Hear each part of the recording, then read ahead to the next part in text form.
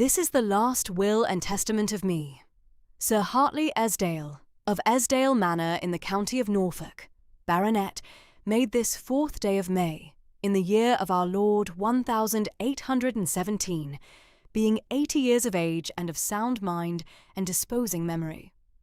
I revoke all wills heretofore made by me and declare this to be my last. I give and devise my manor house, called Esdale Manor, with the park, garden and home farm, thereunto belonging, being together 312 acres in the parish of Wisbech in the Marsh, unto my granddaughter, Miss Verity Esdale Trewithen, only daughter of my late daughter Mrs. Augusta Trewithen, born Esdale, deceased 1808, to her, her heirs, and assigns forever. I give and bequeath to the said Miss Verity Esdale Trewithen the sum of £3,500 in the 3% consolidated annuities, presently standing in my own name at the Bank of England, the interest whereof has been paid to me at the rate of £105 per annum. I give and bequeath to the said Miss Verity Esdale Trewithen the contents of my library at Esdale Manor, comprising 423 volumes by my own count, and such furniture, plate, linen, china, and personal effects as are at the said manor at the date of my decease. I forgive my late daughter Mrs. Augusta Trewithen, who fell out of my favour upon her marriage in November 1789 to Mr. Robert Trewithen of this manor, for what offence I held in long memory and now release. I ask my granddaughter's pardon for not having sought her out in her infancy or in her young womanhood. The fault of these 28 years of silence is entirely my own. I appoint Mr. Joshua Camberwell, of Lincoln's Inn, New Square, solicitor, sole executor of this my last will, in witness whereof I have set my hand and seal this 4th day of May, 1817. Hartley Esdale. The reading ended. The paper was laid flat upon the green baize writing table. A coal settled in the grate, and was the only sound for some seconds together.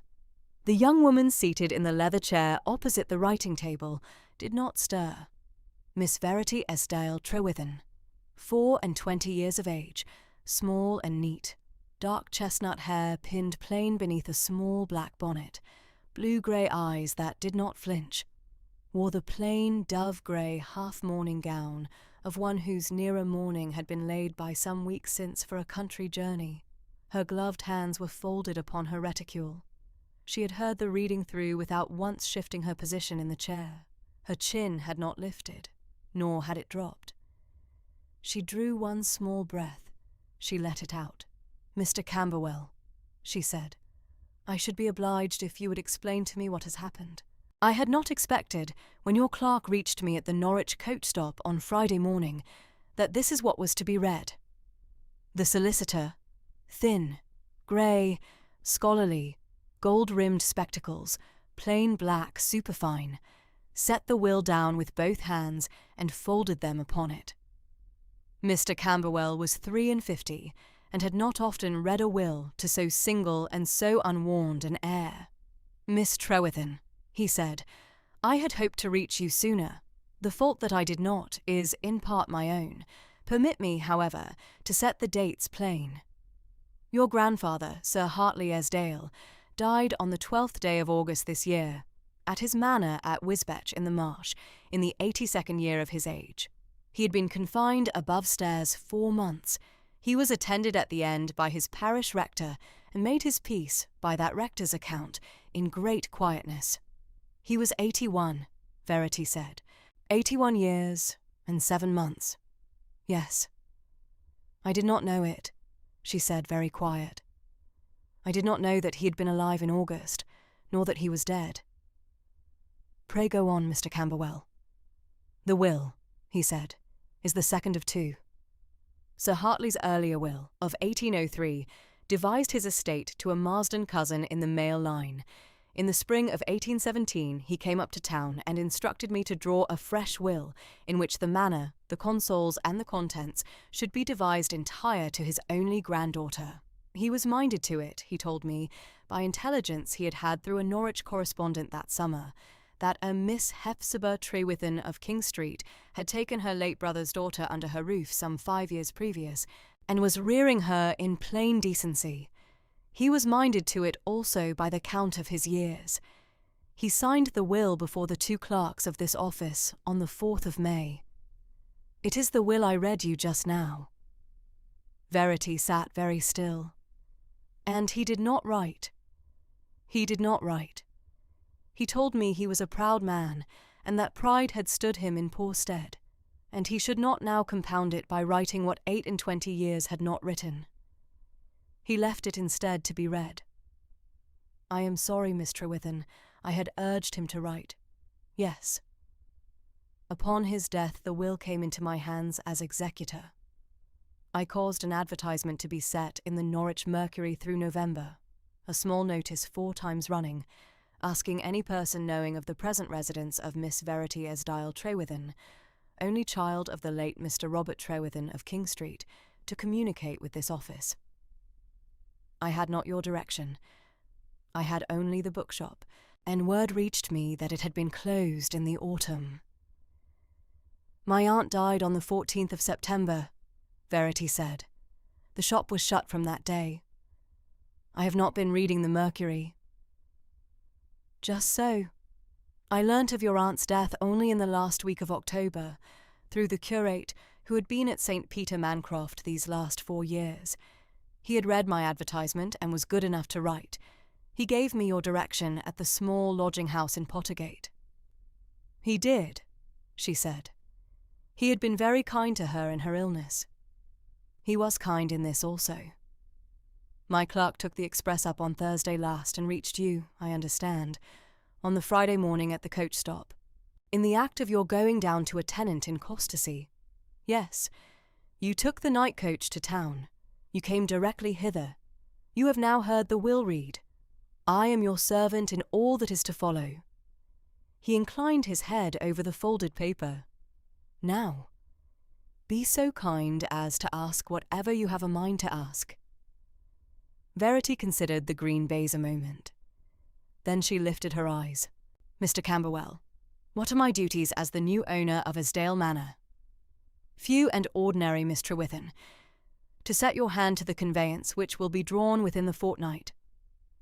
To present yourself at the manor on the appointed day and receive the keys from the standing housekeeper, Mrs. Yardley, kept on at the late Sir Hartley's wage of £22 a year, to enter the household book and the home farm book, to engage, or not, the standing servants at the wages presently set down, to present yourself at the parish church on the first Sunday following. And my liabilities. Is there an entail? Are there debts upon the estate that pass with it? There is no entail. The estate is in fee simple, yours to hold, sell, devise or settle upon your heirs as you please. As to debts, none. Sir Hartley paid every tradesman at quarter day. He carried no mortgage. He had no annuity to discharge. The standing wages bill of household and home farm runs at £160 a year, met from the home farm rents. What are the standing parish charges? The great tithe is paid by composition at £18 a year. The small tithe is paid in kind. The parish rate runs at £4, the poor rate at £3. The land tax at £9 12 redeemable upon a payment Sir Hartley did not choose to make in his lifetime. And the income from the 312 acres. The home farm, of 140 acres in hand, returned a net of £220 last year after the wages bill. The remaining 172 acres are let in 2 farms at a joint rent of £280 a year, of which 60 goes out in tithes, rates, and standing repairs. The net to you, by my calculation, runs to £440 a year, exclusive of the 105 from the consols. £440 a year, Verity said. She said it without inflection, as one repeats a figure that must be remembered. And the consols at 105. 545 in all. To a young woman of plain habits, and no establishment beyond her own house, it is, I should say, a sufficient living. It is more than sufficient, Mr. Camberwell. When shall I take possession? He turned a small leather diary upon the writing table and laid his finger upon a date. The deeds will be ready by the 18th of December. I should propose Monday, the 4th of January, 1819, as the day of your taking possession. That allows the disposal of your aunt's affairs at Norwich, and the Manor a fortnight to be made ready. The Norwich to Lynn coach passes Wisbech at noon on a Monday. I will have a post-chaise from Lynn to carry you the last 2 miles. Monday the 4th of January, she said. Yes, I am content. He marked the date in the small diary. She watched the nib make the entry. She had been born, Verity thought, in May of '94. She had never known her grandfather. She had heard him named twice in her childhood. Once by her mother, in the kitchen at King Street, on an evening when her mother had been folding small linen for the morning and had been weeping a little, very quietly, in the manner of one who has had much practice. Once by her father, in his last year, when he had said that there was a manor at Wisbech which his wife had been born in, and that no man living should now be the worse for it. Beyond those 2 namings, she had had no grandfather. Her father had been head footman at Esdile Manor in 1789, at the age of 23. He had been the son of a Norwich tradesman of small means and the elder brother of an unmarried sister who kept the King Street bookshop. He had gone into service at 16 and had risen to head footman in 5 years. He had been by all accounts a man of plain dignified bearing and a careful speech, and the late Sir Hartley had set some store by him. In the November of that same year, 1789, he had eloped with Sir Hartley's daughter, a girl of 19, his own age very nearly, whom he had known by daily sight upon the staircases and in the hall and in the small breakfast parlour of the Manor for upwards of 3 years. They had taken the night coach from Wisbech to Norwich, and had been married in Norwich on the next day, by special licence procured by a cousin of her father's at the cathedral. Sir Hartley had dismissed her father by letter the morning following, without a character. Her mother had been disinherited the same morning, with no portion taken away, since none had yet been settled. Her father had set himself up as a respectable shopkeeper in Norwich, on a small loan from the same cathedral cousin, a shop in Magdalen Street, hardware and small ironmongery. The shop had prospered slowly through the first 10 years of the marriage, and then steadily. Verity had been born in '94, the only child. Her mother had been 38 when she had taken the consumption in the wet autumn of '07, and had died of it in the February of '08, when Verity had been 14. Her father had been 4 years a widower, and had kept the shop and his daughter together. An apoplexy had taken him in the May of '12, when Verity had been 18, and had taken him within 4 days. She had gone, on his death, to her father's elder sister, Miss Hephzibah Trewithen, who had kept the small cloth-bound bookshop at the foot of King Street these 30 years, and more. The Magdalen Street shop had been sold to clear her father's standing debts. She had been 6 years in her aunt's small back parlour above the bookshop. Her aunt had been a woman of plain, unfashionable piety, a great reader, a great walker, a thrifty manager, and a very kind woman. She had paid for the small parcel of Sunday classes at the Norwich Grammar School, which had finished what Verity's mother had begun at the kitchen table. She had given Verity the run of every shelf in the shop. She had let Verity keep the day book and the orders for these last 3 years. She had taken to her bed in the August of this year, and had died on the 14th of September of an asthmatic decline, in some peace, with Verity sitting beside her and reading aloud from Cowper at the last. Verity had buried her aunt at the small parish of St. Peter Mancroft on the 18th of September. She had settled the small standing accounts of the bookshop through October and the first half of November. She had given notice on the King Street lease at Michaelmas Quarter, that being the 5th of January next, and had let it be known among the King Street regulars that the shop would be closed after Christmas. She had taken the small lodging in Pottergate at 15 shillings the week, and had moved her aunt's and her own small belongings thither on the 22nd.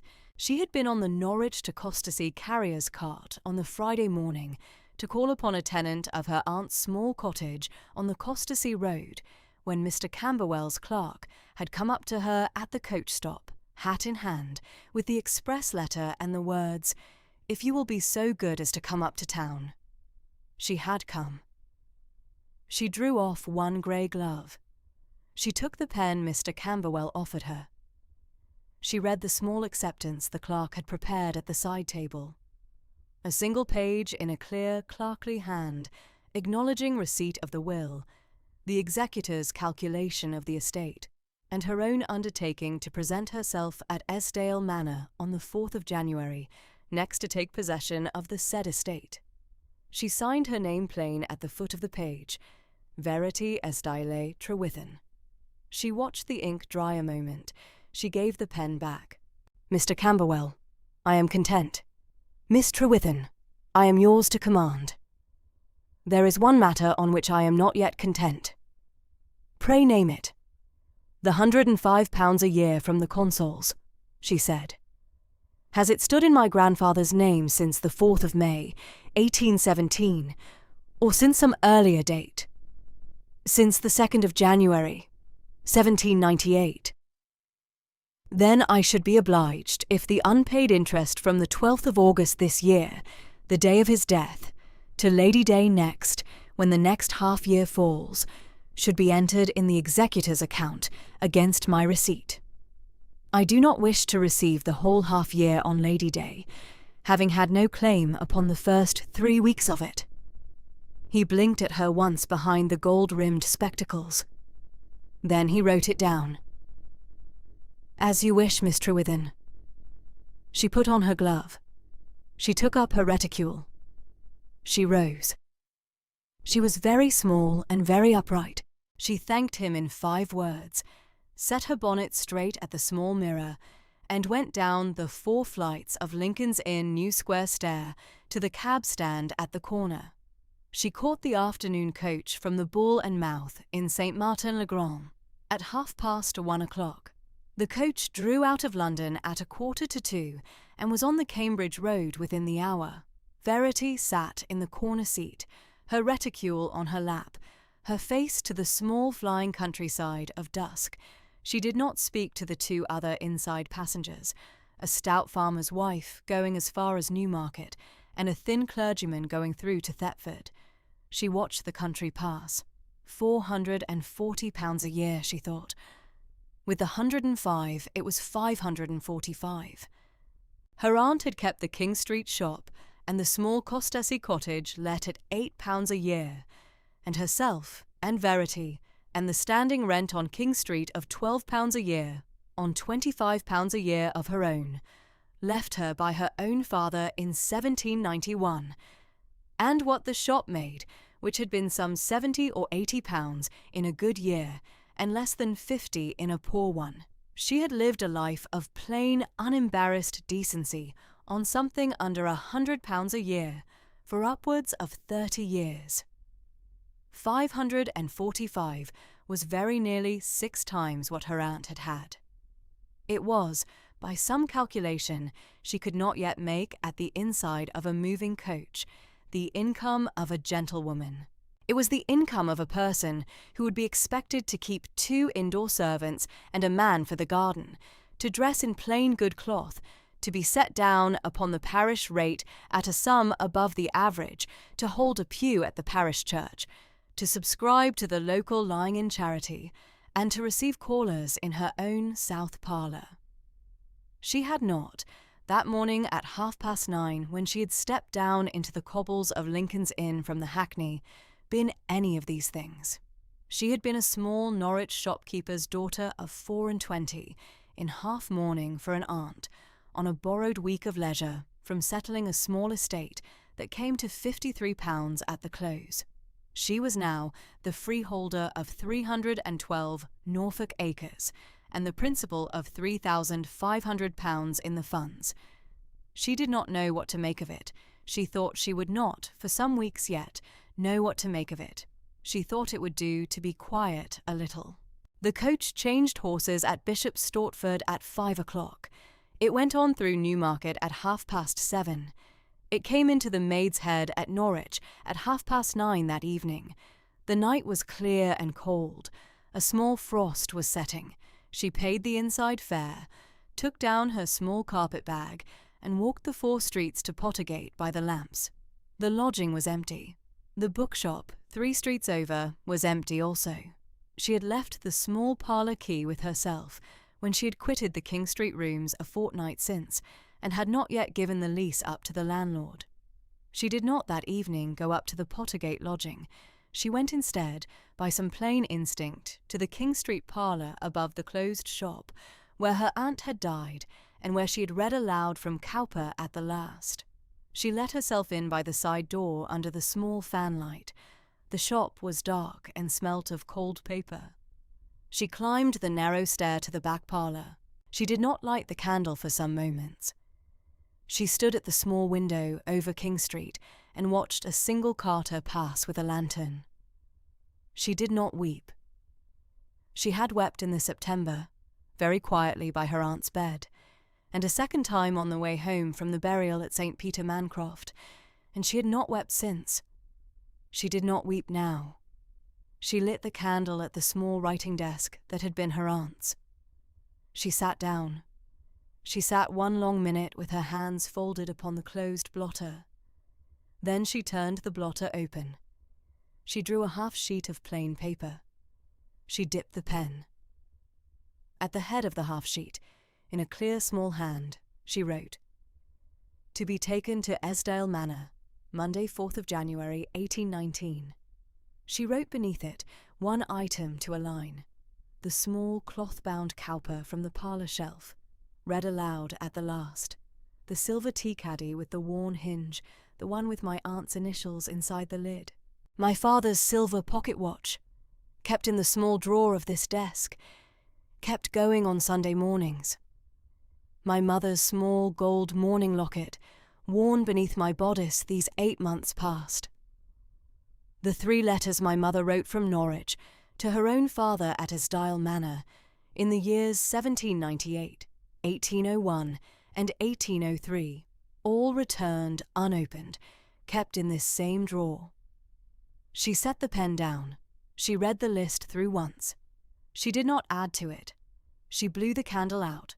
The post-chaise from Norwich turned in at the lodge gates of Esdale Manor at 12 minutes before noon on Monday the 4th of January, 1819, and drew up at the front steps at 1 minute past the hour. Esdale Manor was a small, pale stone Norfolk manor of 3 stories, set in 312 acres of fen and chalk, a half-mile from the village of Wisbech in the marsh. Verity stepped down. The postboy handed down her trunk. The gravel sweep was raked. The front door stood open. On the step, in the cold, pale winter sun, the household had been drawn up to receive her. 6 of them in a small line, in plain working dress, very straight and very still. Mrs. Yardley came forward first, soft grey hair, plain bombazine, 32 years at Esdale.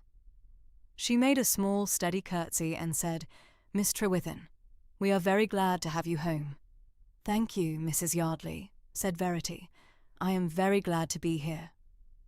The under-housemaid curtsied. The cook curtsied. The boot-boy made his small, awkward bow. The gardener took off his cap.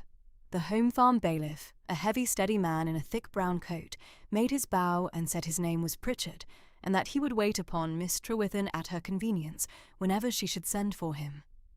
Verity thanked each one of them by the name Mrs. Yardley gave her. She had practised the names on the last stage of the road from Norwich, from the list Mr. Camberwell had sent her by the mail on the Thursday previous. Mrs. Yardley took her in through the front hall. The hall was small and square and panelled in oak that had been kept oiled. A long case clock ticked steadily by the foot of the stairs. There was no fire in the hall itself, but the doors stood open on either side, and from both doors came the dry, quiet warmth of fires that had been lit since first light. Will you take some refreshment before you see the house, Miss Trewithen? I will see the house first, Mrs. Yardley, if you please, and then I will sit by a fire. Yes, miss. They went into the south parlour first. It was a small square room with 2 long sash windows looking south across the lawn and the home park towards the fen. The walls were painted a soft pale green that had faded with age. There was a small writing desk in the south window, of mahogany worn smooth at the edges, and an inkstand and a small standish set ready upon it. Mrs. Yardley said in her quiet, steady voice, "Sir Hartley sat at that desk most mornings, Miss Trewithen. He drafted his will at it. He drafted the codicil at it in May, 1817, on a Tuesday afternoon. I brought him his tea at 4. He had me witness nothing. Mr. Camberwell came down from town for the witnessing the week after, but I saw him sit down to it after his nuncheon." Verity stood a moment by the desk and laid her gloved hand on the edge of it. The wood was cold under the glove. The standish had been set out as if for a morning's writing. "I did not know him at all, Mrs. Yardley," she said. "I never saw him in my life." "No, miss, I know." "Did he speak of me at all in the last weeks?" "Twice, miss. Once in the May of 17, when he came back from sending the codicil up to town by the coach. And once in the July of last year, 4 weeks before he went. He said your name in full, miss, both times. He did not say more." They went into the dining room next, small, panelled, 6 chairs at a plain mahogany table. Then the library, 3 walls of low shelves, the 4th wall the chimney-piece. And on the chimney-piece a small case clock that had stopped at 20 minutes past 3. Mrs. Yardley said it had stopped on the afternoon of the 12th of August and had stood unwound since. Verity asked her, quietly, to have it set going again and set the next morning. Mrs. Yardley said, "Yes, miss," and looked, for one small moment, as if she might weep, and did not. They went up the stairs. They went through the bedchambers along the south corridor. Mrs. Yardley opened each door and named each room and let Verity stand in the doorway and look in and pass on.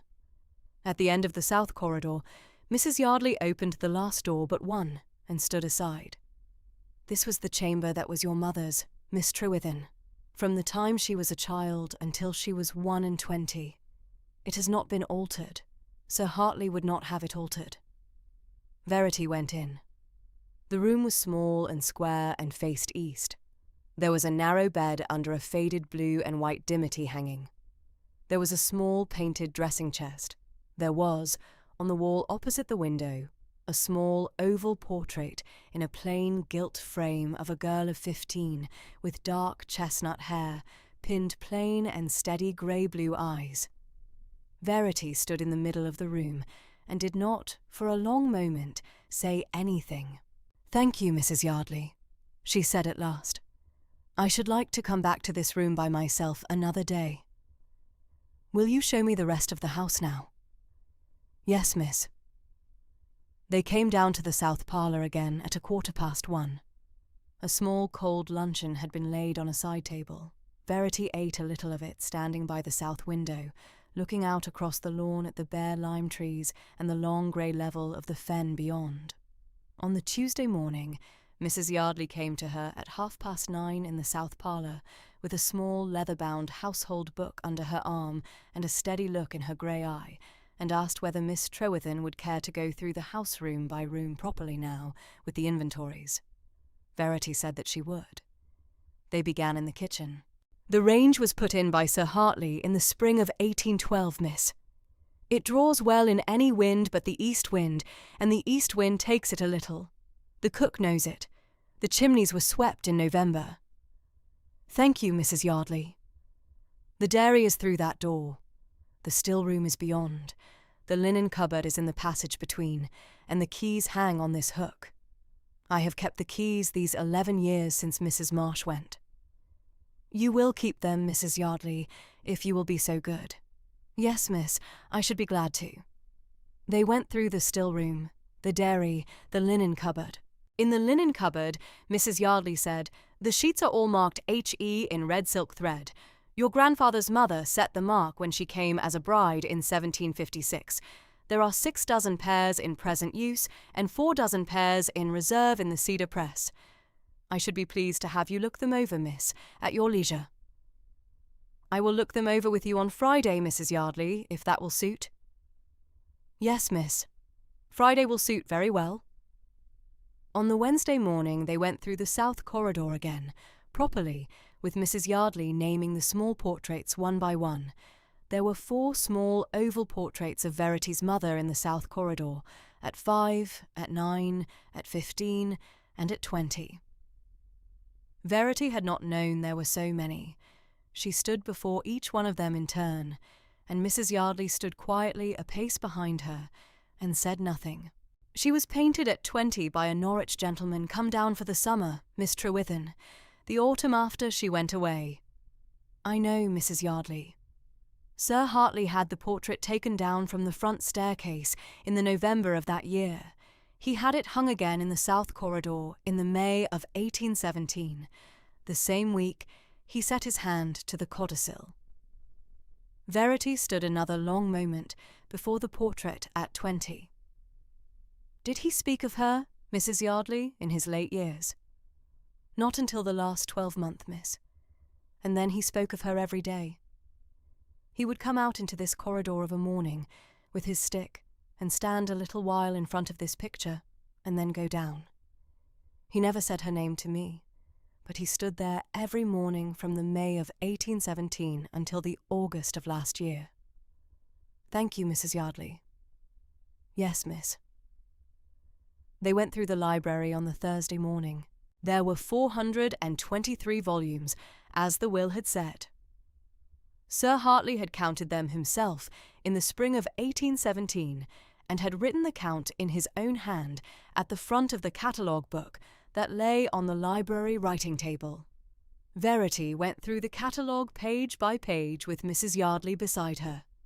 There were the great folios at the bottom shelves and the small duodecimo poets at the top. There was a complete Cowper in 6 volumes and a complete Richardson in 20.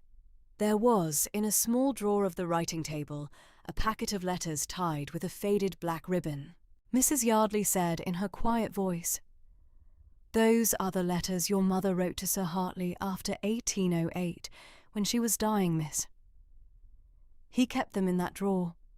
He did not, in the 7 years before she died, open the letters she had sent him from Norwich. He opened the last 3, the year she died. He kept all of them. They are all there." Verity did not that morning open the packet. She closed the drawer. "Thank you, Mrs. Yardley." "Yes, miss." Mr. Camberwell rode out from London on the Wednesday afternoon in a hired post-chaise as far as Wisbech, and the rest by hack from the King's Arms. He came up the gravel sweep at 3:30. Mrs. Yardley took him into the library, where Verity had laid the Home Farm bailiff's December report and the 2 parish ledgers open on the writing table. "Miss Trewithen." "Mr. Camberwell. You are very welcome. Will you take some tea?" "In a quarter of an hour, if I may. Let us first do the deeds, while the light is good." He laid out the deeds on the table. The manor itself, the home farm of 280 acres, the 32-acre Longmarsh meadow held in fee, and the 3 small cottages in Wisbech village let at £1 a year each to old servants of the Esdale household. Verity signed where Mr. Camberwell laid his thin finger. He countersigned. He folded the deeds away into his leather case. "The standing parish charges, Miss Trewithen," he said, opening his notebook. £6 a year to the parish poor fund, set by your great-grandfather in 1781 and never reduced. £2 a year at Christmas to the schoolmistress at the village school. £1 a year to the bell-ringers. The tithe to the rector is set at 1 shilling and 3 in the pound of the home farm rental and is paid quarterly. Mr. Pritchard, the bailiff, has the December report. I have looked it over. It is in good order. The home farm cleared £184 this year above its costs. That, with the consol's dividend of £105, will give you £289 in clear income for 1819. The household at Esdale costs, by Mrs. Yardley's reckoning, £140 the year. Then I shall be very comfortable, Mr. Camberwell. You shall, Miss Trewithen, you shall. He closed the notebook. As he looked at her, over the gold-rimmed spectacles with a small, dry kindness. His Grace the Duke of Marchington has sent his compliments by his own solicitor. Mr. Ridge, my senior partner, His Grace's man as well as the Esdale man, had word from him last week. The Duke wishes me to say that he intends to call upon you, at your convenience, in the matter of the standing neighbourly civilities between the two houses. Sir Hartley and the late 4th Duke were near in age and were good neighbours for 30 years. The present Duke would, if you permit, call tomorrow at noon. Verity considered for a small, steady moment. Tell him, please, Mr. Camberwell, that I shall be pleased to receive him at noon tomorrow. I shall send a note across this evening by the bailiff's boy. He took his tea then. He spoke a little of London, of the Norwich press notices that had at last found her, of her aunt's old curate who had set them on her trail. He stayed the night and the next in the East Guest Chamber and went back to London on the Friday morning by the post-chaise from Wisbech. At 12:01 on Thursday, the 7th of January, 1819, a single horse and rider came up the gravel sweep of Esdale Manor. Mrs. Yardley, who had been watching from the window of the south parlour passage, opened the front door herself. His Grace the Duke of Marchington, Miss Trewithen, she said, 2 minutes after, at the parlour door. Cuthbert came in, tall, dark-haired, with a single streak of silver above the right temple, grey eyes that considered before speaking, in plain country dress. Verity rose from the writing-desk in the south window. She set down her pen. She came forward 2 steps and made a small, steady curtsy. He bowed. Then he stood still and looked at her plainly across the small green room. He spoke in steady gravity. Miss Trewithen, I had the honour of asking your name at a charity ball in Norwich in the spring of 1816. You gave me Miss Trewithen of King Street. I had meant to call upon you the following week and did not. The fault was entirely mine. Verity stood quite still. The small case clock on the chimney-piece struck the 1/4 The fire shifted in the grate. After a small, composed silence, she said, Your Grace, I do not remember you, but I remember being asked. I had thought it was a small civility of the ballroom only. It was not. He said it quietly and without emphasis, as a man states a matter of fact. Then he stood and waited for her to ask him to sit. Will you sit down, Your Grace? Thank you. He took the chair at the far side of the small hearth. Mrs. Yardley came in with the tea tray, set it on the small round table between them, and then sat down with her work in the upright chair by the window, 3 paces off, and did not look up again from her hem-stitching except when she was directly addressed. They spoke for an hour. He had known Sir Hartley as a neighbour, he said, since the spring of 1814, when he himself had been 25 and had been brought down from his father's London house to ride the home farm at Marchington for the first time. He had ridden over to Esdale once a fortnight in the riding weather of that year and the next. He had succeeded his own father in the August of 1816, 6 months after the Norwich ball.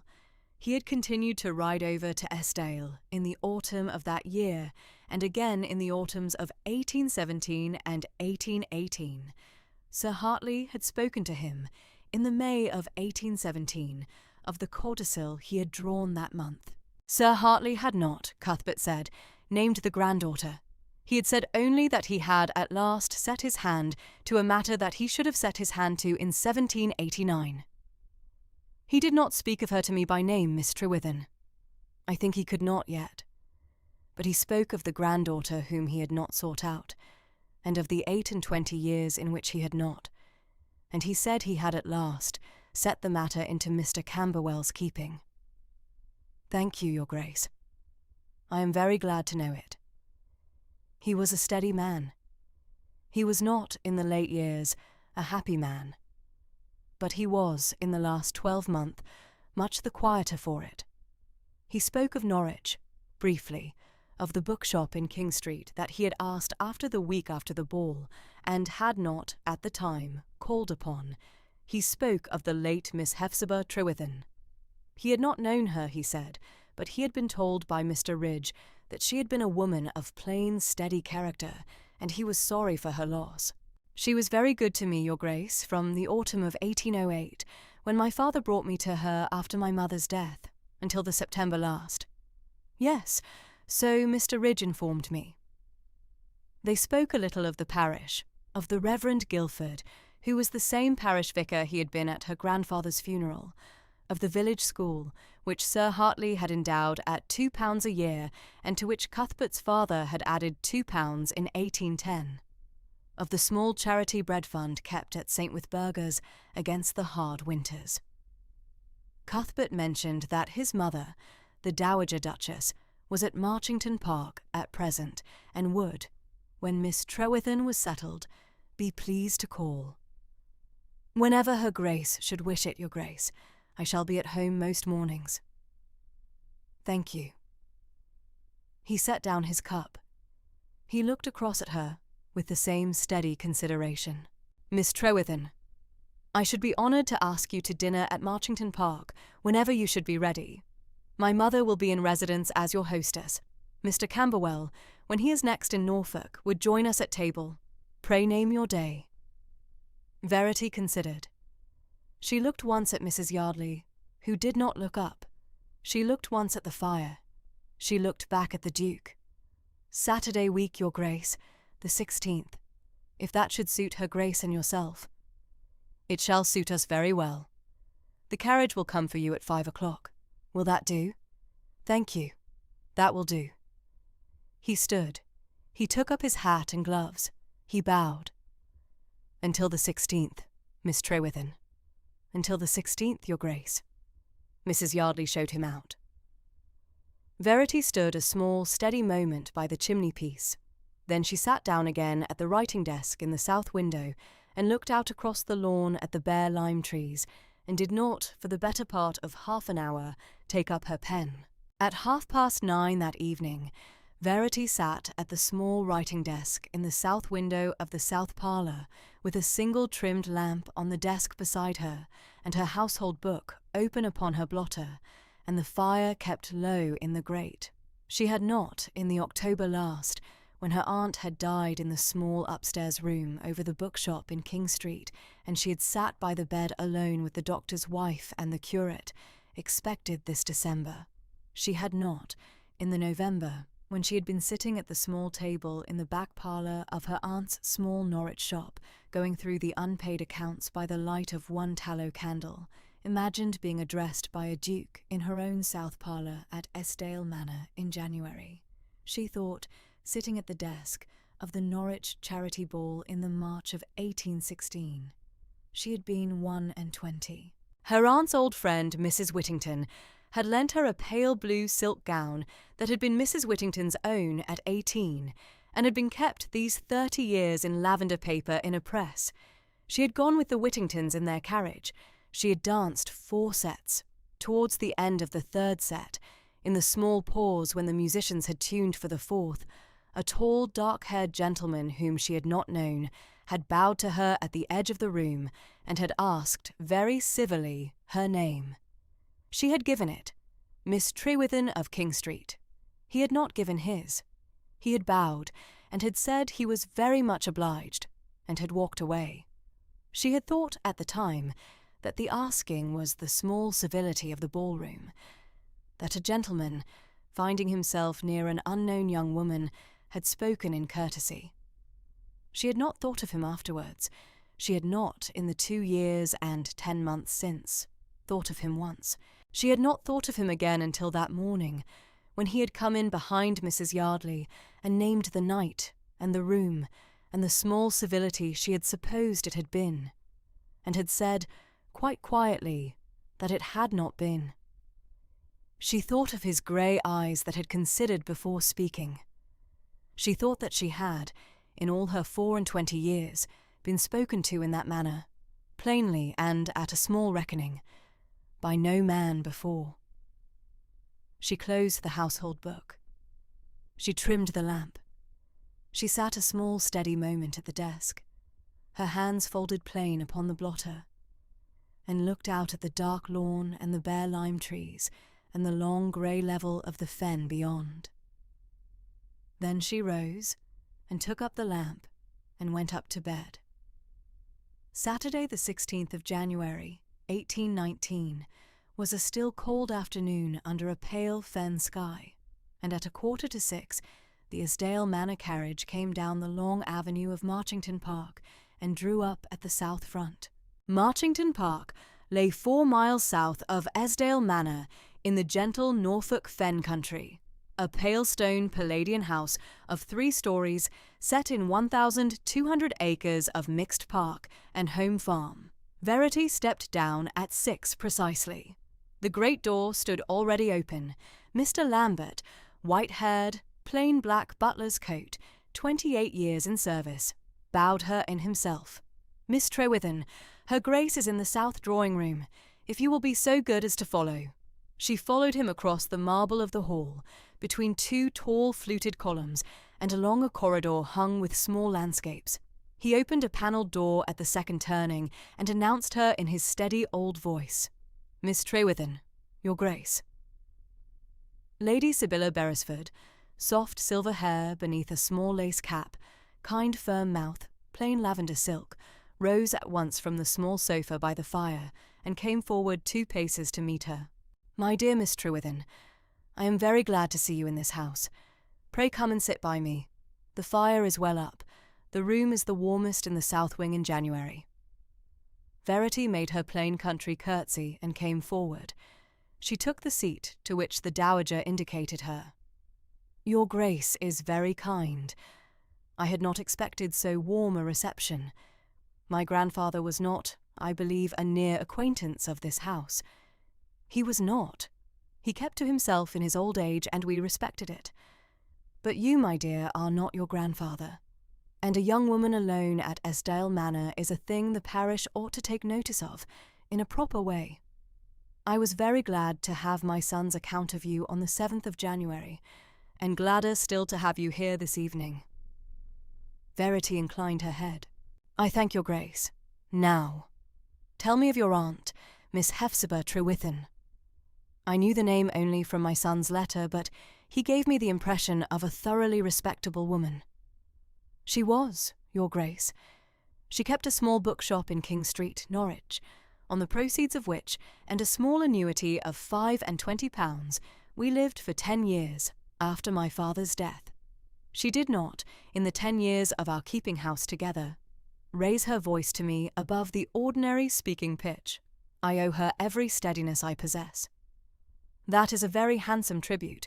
£25 a year is not a generous sum in Norwich. It was not. But she was a careful housekeeper, and the shop's takings supplied what the annuity did not. Where were you schooled, my dear?" "At the Norwich Grammar School's Sunday classes, your Grace, from 14 to 19. They were free to the daughters of respectable shopkeepers in the city. I left tolerably grounded in arithmetic, composition, and scripture, and tolerably ignorant of every other subject. That will not have hurt you. A young woman over-furnished in accomplishments is generally under-furnished in steadiness." "And Esdale Manor, have you settled in?" "So far as 12 days can be called settling, your Grace. Mrs. Yardley was kept on at my instruction. The household is as it was at my grandfather's death. The books are kept by his old steward. I am the occupier of it, if not yet the mistress. That is the right order. Mistress comes later. Cuthbert tells me you have begun upon your grandfather's library. Upon the catalogue, your Grace. 423 volumes by his own count. I have got through the first 111. A respectable winter's work." The dowager looked at her steadily for a small space, and then nodded once, slowly, in the manner of a woman closing the first stage of an account book with a satisfactory entry. Miss Trewithen, I shall say 4 things to you, and then we shall go into dinner. The first is that I approve of your having taken on the Manor in your own person, rather than by an agent at a distance. The second is that I approve of your having kept on Mrs. Yardley. The third is that I approve of the dove-grey half-mourning, which is the proper observance for a paternal aunt of a year's standing, and the fourth is that I shall be glad to know you better. Cuthbert is in the small library. He will join us in the dining room. Lambert, Your Grace. In 5 minutes, if Mrs. Pennington is ready. She is ready, Your Grace. At 10 minutes past 6, the 3 of them went into dinner.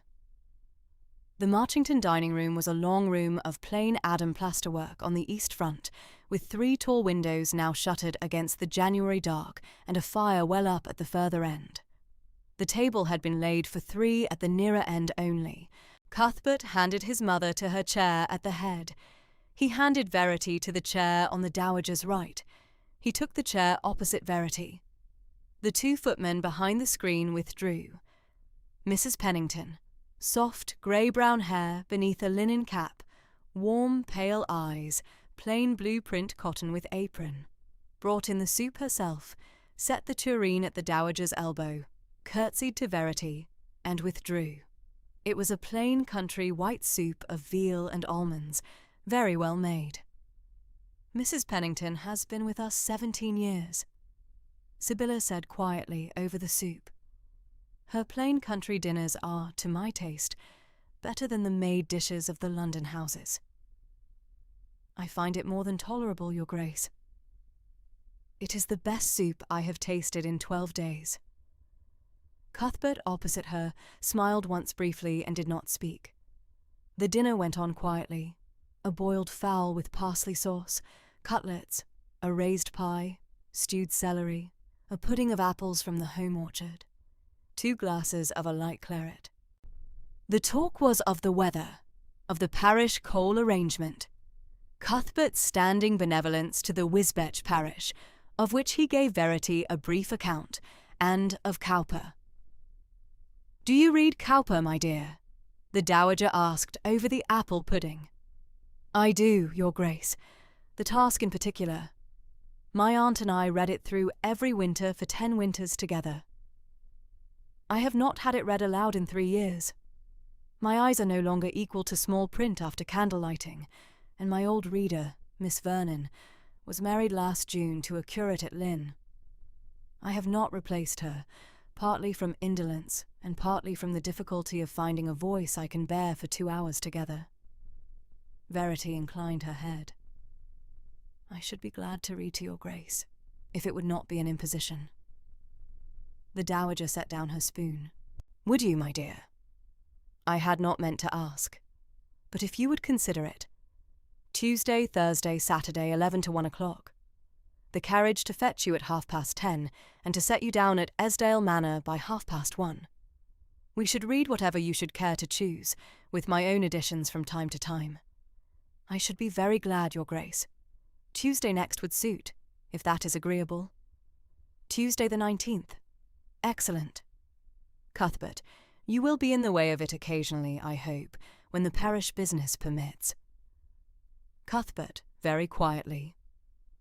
"I shall be at the South Library writing table, ma'am, on each of the 3 mornings. The parish account books are there." "That is settled, then." Tuesday the 19th of January was a grey, still morning, with a thin scatter of snow on the home wood. The Marchington carriage drew up at the south door of Esdale Manor at 25 minutes past 10. At 11 precisely, Verity was set down at the south front of Marchington Park, with her grandfather's first volume of Cowper under her arm. Mr. Lambert took her up the small back stair to the South Library. The South Library at Marchington was a long, quiet room of plain oak panelling and 3 windows facing the home wood. A small bright fire burned at the further end. Cuthbert was at the writing table by the middle window, with his account books open before him, and the parish coal register, and a pen. He rose at her entry and bowed. Miss Trewithen, my mother is in the wing chair by the fire. Mrs. Coombs will bring her sewing in directly. Verity inclined her head and went forward to the dowager, who put out her hand from the wing chair without rising. My dear, pull the small chair to within 4 feet of me. My left ear is the better. Mrs. Coombs?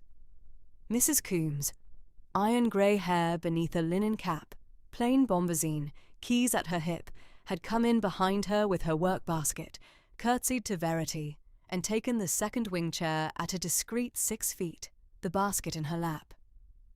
All in order, Your Grace. Good. Begin, my dear, at Book the Third. I had Miss Vernon read me the first 2 volumes in October, Aubert. Book the Third opens at the garden, I believe. Verity opened the volume. As one who, long in populous city pent, she read steadily for the next hour and 3/4. The dowager listened with her eyes half closed and her hands folded on her lap. Mrs. Coombs's needle went quietly in and out of a plain linen hem. Cuthbert, at the writing table, set figures into his ledger in a small, steady hand and turned the leaves with care. He did not interrupt. He looked up twice in the course of the morning, once at the beginning, once at the end, and at no other point. At 1 o'clock, the small drawing-room clock chimed. Verity closed the volume on her finger. That is 2.5 books, Your Grace. It is a tolerable morning's reading. Thursday we shall begin upon Burney's Cecilia, which I have not read in 20 years. The task will keep for Saturday. Cuthbert, ring for Lambert. The carriage at the south door. The arrangement, once begun, continued without alteration through the remainder of January and the first 3 weeks of February. 3 mornings a week, Tuesday, Thursday, Saturday, 11 to 1. Verity grew used to the small back stair, to the wing chair, to the small bright fire at the further end of the south library, to Mrs. Coombs's needle, to Cuthbert at the writing table at 6 paces distance, turning the leaves of his ledger. She did not, after the first morning, address him otherwise than at the beginning and at the end. She did not look up from her page when he turned a leaf. She read aloud to his mother as though he were not in the room. Twice in that period, on Friday the 22nd of January and Wednesday the 3rd of February, Cuthbert rode the 4 miles north to Esdile Manor to discuss the parish coal arrangement. The Wisbech parish coal was a standing benevolence of the late 4th Dukes, continued by the 5th. A quarterly distribution of 32 tons of Newcastle sea coal to the labouring poor, with Esdale Manor historically contributing 8. Verity agreed to continue the 8, and at the second call added 2 further tons against the coming 12-month at her own account. He thanked her quietly and did not press the figure. Twice also, on Sunday the 31st of January and Sunday the 14th of February, Verity dined at Marchington Park. The dowager talked of her late husband's Norfolk improvements. Cuthbert spoke of the parish, of the home farm, of his old tutor at Christ Church.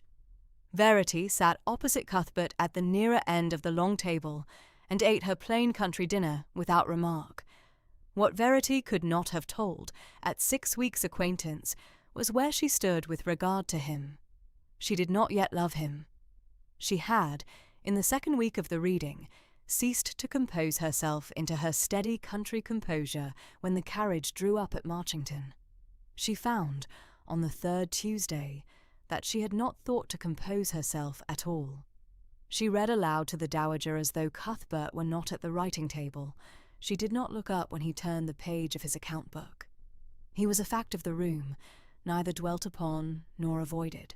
She knew only that her steady country composure in his presence was no longer a thing she was composing.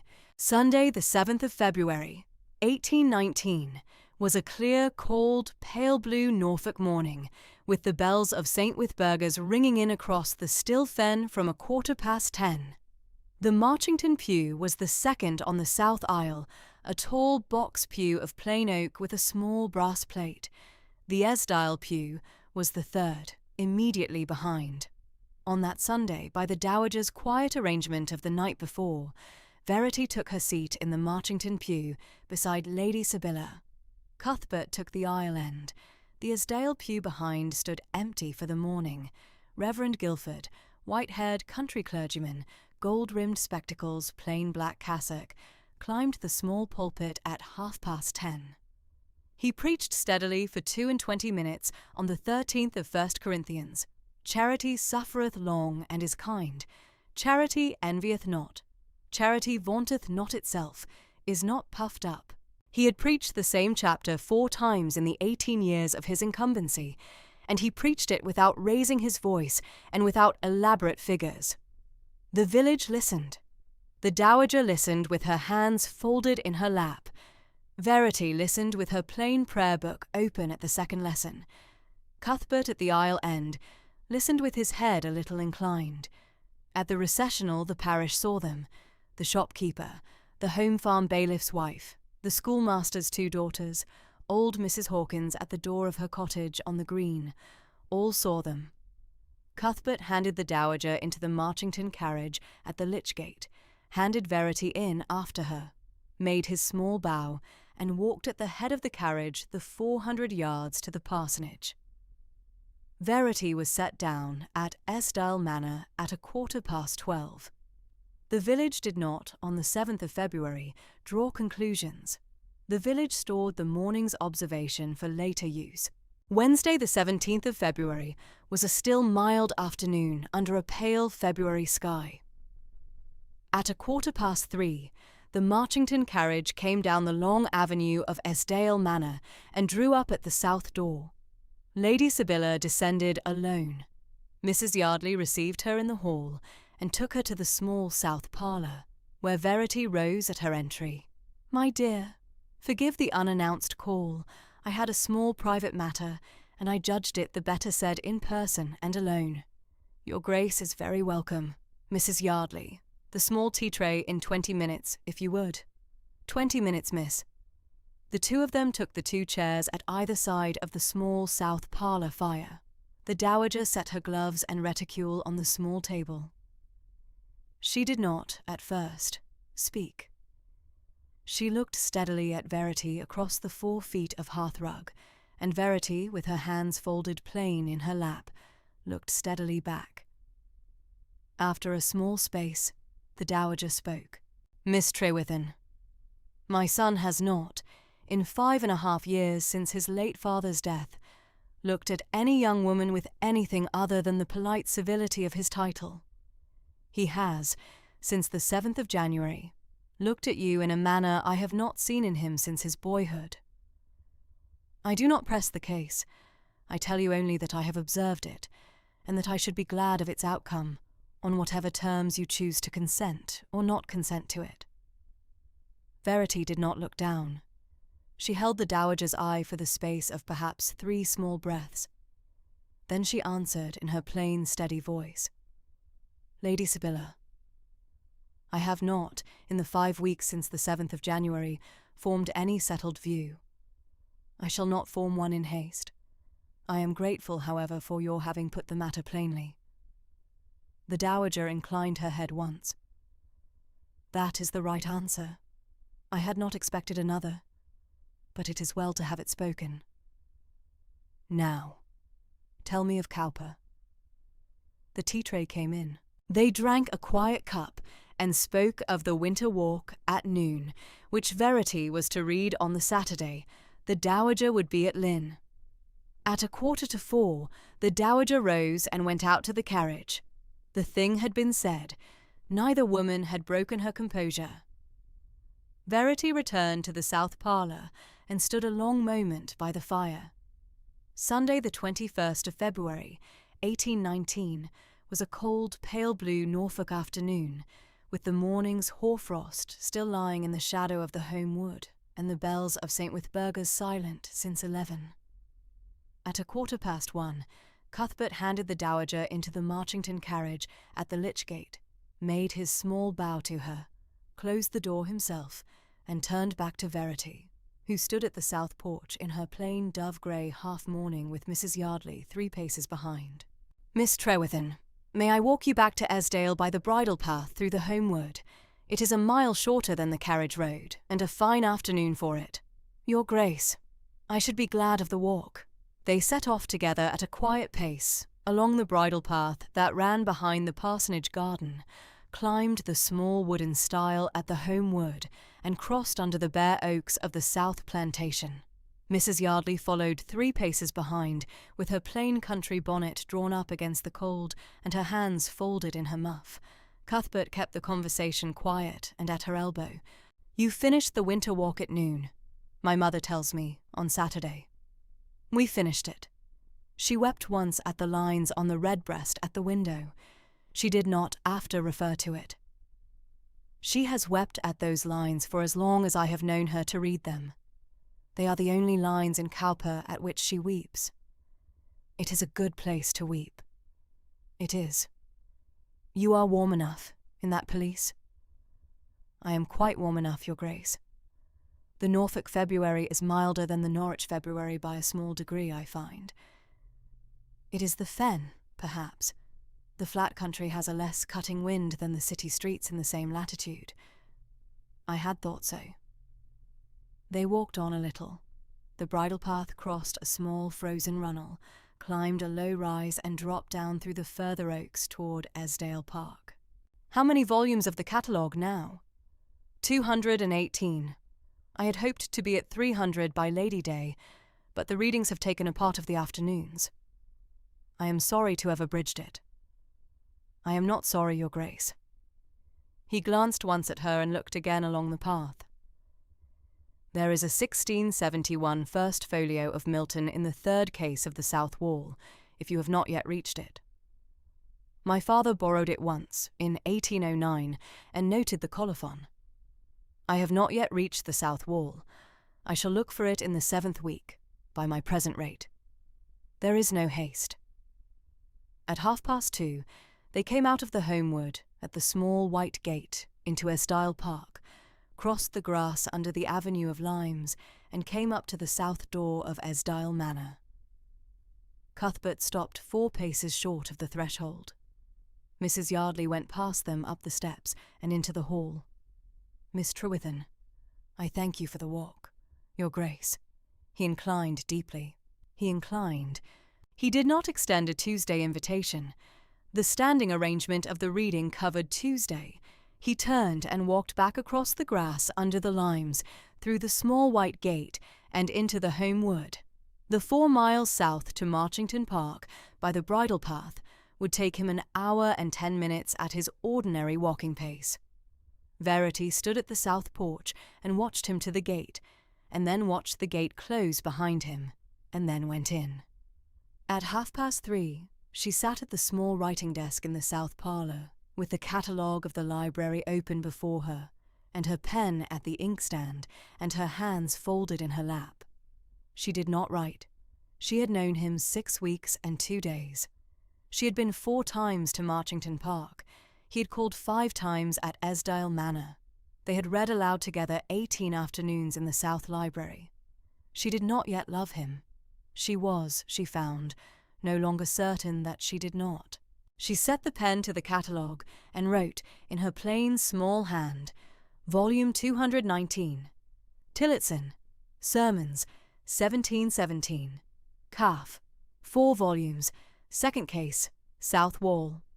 The pen moved on, steady and quiet, and the south parlour clock struck the quarter, and the cold, pale blue Norfolk afternoon began to draw in toward the long February evening. The hired post-chaise turned up the Esdale Avenue a little before noon on Tuesday the 2nd of March, 1819. The afternoon was bright and cold. The elms along the avenue were still bare. The grass at their roots was beginning to show the first paleness of the year. The chaise was a London hire, the off-leader was tired, and the postilion had the slightly mulish face of a man uncertain of his fee. Mrs. Yardley, informed by the boot-boy in the back hall, walked from the housekeeper's room down the stone passage and out into the great hall, and was at the great door when the chaise drew up at the gravel sweep. A gentleman descended. He was florid, oily, in a primrose waistcoat slightly stained at the lower button, and he carried a quizzing glass on a black ribbon at his coat. He gave his card to the boot boy, took it back when the boy fumbled it, and gave it again with a small, impatient sigh to Mrs. Yardley. The card was the card of Sir Tarquin Marsden, Bart, of Marsden Hall, Hertfordshire. Mrs. Yardley took the card with the steady country gravity of a woman who had been 32 years in the house, and had read the gentleman's face at sight. She offered him no chair in the hall. She did not propose to take his coat. She said in the level voice of a housekeeper who has done her duty by the law, and is unwilling to do one syllable more by hospitality, that she would carry the card up to Miss Trewithen, and that the gentleman might wait, if he chose, in the small breakfast room on the right of the hall. Sir Tarquin chose. He went into the breakfast room. He did not close the door. He stood at the window with the quizzing glass to his eye, examining the avenue as a man might examine an inventory he intended shortly to claim. Mrs. Yardley carried the card up the back stair to the south parlour. Verity was at the small writing desk by the long window. Mr. Camberwell was at the larger writing table opposite the fire. The quarter-day audit lay between them in a half-dozen small piles: the rent book, the home farm accounts, the household book, the receipted tradesmen's bills, the bank book from Gurney's at Norwich. Mr. Camberwell had ridden down on the Saturday and was to ride back on the Wednesday morning. It was good fortune of a kind that does not advertise itself until afterwards. Verity took the card. She read the name once. She gave the card to Mr. Camberwell. Mr. Camberwell read the name, set it down on the writing table at his elbow, and looked at her over the gold-rimmed spectacles with the steady professional gravity of 33 years at Lincoln's Inn. "Miss Trewithen," he said, "I am acquainted with the name. Sir Hartley's correspondence of May 17 mentions a Marsden-side second cousin of that designation as one who had been silent at the time the codicil was drawn and was understood to have an expectation. I should be obliged, if you will allow it, to attend the interview." Verity inclined her head. "Mr. Camberwell, I should be the more obliged." Mrs. Yardley said from the door that she would show the gentleman up as soon as Miss Trewithen rang. Verity rang. Sir Tarquin came up the stair behind Mrs. Yardley with the small, impatient breath of a man kept the customary 3 minutes a country housekeeper will keep a stranger in March. He entered, made his bow at the door, the bow of London, a little too low and a little too quick, and crossed the carpet without invitation. The quizzing glass went up. It rested on Verity for the space of 1 second. It went down again with the small adjustment of a man recalculating. Mr. Camberwell rose from the writing table. Sir Tarquin's London Club voice rolled out into the south parlour with the practised oil of a man who has rehearsed his case on the 24-mile drive from town. He had come, he said, upon a matter of family business. He addressed Miss Trewithen as his cousin. The word was given a small, ornamental stress, and trusted that she would receive his communication in the spirit of family in which it was offered. He had been astonished, he said in October last, to learn from his man of business of the dispositions made by his late cousin, Sir Hartley Esdale, in May of the year before. He had reflected upon the matter through the winter. He had taken advice. He had concluded, with the greatest reluctance, that a duty was owed to the memory of his late cousin and to the male line of the Esdiles, which a gentleman of honour could not in conscience evade. He paused and looked once at Mr. Camberwell and once at Verity, with the small confidence of a man who supposes that the pause will be filled by some flutter on the other side. Verity sat still. Mr. Camberwell stood with his hand on the back of his chair. The codicil of May 17, Sir Tarquin resumed, the codicil upon which Miss Trewithen's whole title was founded, was, in his considered view, a forgery. The late Sir Hartley, in the spring of 17, had been an old man of 80, somewhat broken in his memory and exceedingly tractable to those who attended him. The Esdale estate had been understood from the year 89 onwards to be destined for the next Esdale male in the cousinage, which gentleman, by an unhappy concurrence, was himself. The instrument by which that long-standing understanding had been overturned had been drafted at Lincoln's Inn upon the strength of a deathbed confusion, and the solicitor responsible for the drafting was, he was given to understand, the gentleman now standing at Miss Trewithen's elbow. He looked again at Mr. Camberwell. He waited. Mr. Camberwell did not speak. Sir Tarquin therefore proposed, he said, to file a chancery bill in the Easter term, next ensuing to set the said codicil aside. He had no wish to distress his cousin. He had thought it the part of a gentleman to give her notice of his intention in person before the bill was filed, in order that she might take such counsel as she should choose, and might, if she were so advised, withdraw from possession upon such terms as could be amicably arranged between the families. He concluded. He raised the quizzing glass once more. He let it fall. Mr. Camberwell said, "Sir Tarquin, with Miss Trewithen's permission, I shall reply to you in particulars." Verity inclined her head. Mr. Camberwell crossed to the writing-table, opened the black leather travelling deed-box that stood beside it, and took out 3 documents. He laid them upon the writing-table in the order in which he proposed to produce them. He drew up a chair for Sir Tarquin, motioned him to it, and seated himself opposite. Verity remained at the small writing-desk by the window.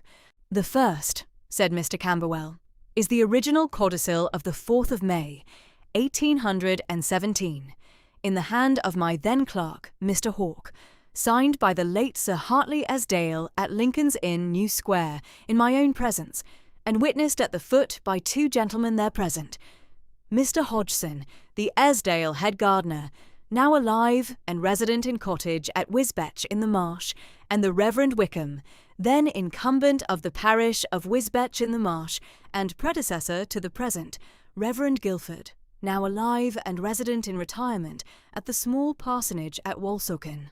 Sir Hartley had brought the 2 gentlemen up to town with him for the purpose. I have their addresses, if you should desire to send to them." He passed the codicil across the writing-table. Sir Tarquin took it. He held it at the length of his quizzing-glass. He read it slowly. The oily half-smile did not yet collapse. "The second," Mr. Camberwell continued, "is the deathbed attestation of Sir Hartley's confirmation of the said codicil, taken at the bedside at Esdale Manor by the Reverend Wickham upon the 11th of August, 1818, being the day before Sir Hartley's death. Sir Hartley desired the attestation himself, he having been apprised by his physician on the 8th of August that he was unlikely to see the close of the month, and being concerned that no question should hereafter arise as to his settled intent. The Reverend Wickham wrote the attestation at the bedside. Sir Hartley signed it. The Reverend Wickham countersigned. Mrs. Yardley, the housekeeper of this house, countersigned. Sir Hartley's hand at the 11th of August was visibly older than at the 4th of May of the year before. The strokes are thinner, the downstrokes irregular, but it is unmistakably the same hand. You may compare the 2 signatures." He passed the attestation across. Sir Tarquin took it. He set it beside the codicil. He looked from one to the other. The oily half-smile began, by very small degrees, to lose its first confidence. "The third," Mr. Camberwell said, "is the will book of Camberwell and Ridge of Lincoln's Inn, New Square, in which is entered, in the hand of Mr. Ridge, my senior partner, Mr. Ridge being then in chambers, though not at the drafting, the engagement of Sir Hartley Esdale upon the 3rd of May, 1817, the drafting of the codicil upon the 4th of May in my own presence, and the execution of the same upon the 4th of May at 4 o'clock in the afternoon by Sir Hartley Esdale, witnessed as aforesaid. The entry attested by Mr. Ridge upon the 5th of May, 1817. The will book is the book in current use of our firm, and has not been out of the strong room at Lincoln's Inn, New Square, between the 5th of May, 17, and the morning of Saturday last. He passed the will book across. He had opened it at the relevant page. Sir Tarquin examined the page. He took rather longer over it than over the previous two. He set the book down. He cleared his throat. He attempted, with the practised resilience of a man accustomed to recovering at a London card table from worse hands than this, a final remonstrance. The deathbed attestation, he supposed, would not have been taken at the bedside without the presence of the solicitor whose interest it served, and a man of 81 on the eve of his decease could not be supposed to. Mr. Camberwell observed, in the same steady voice, that he himself had been in Lincoln's Inn, New Square, upon the 11th of August.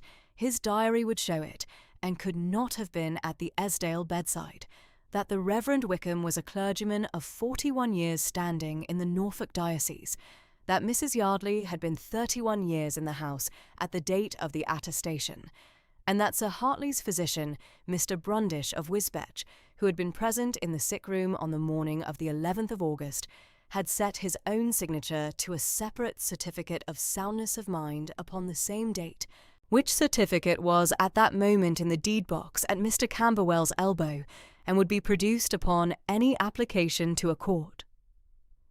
Sir Tarquin received this in silence. He glanced once at Verity. Verity sat at the small writing desk by the window with her hands folded in her lap. She had not spoken since the inclination of her head, a quarter of an hour before. She did not speak now. Sir Tarquin rose. He made a small, stiff bow.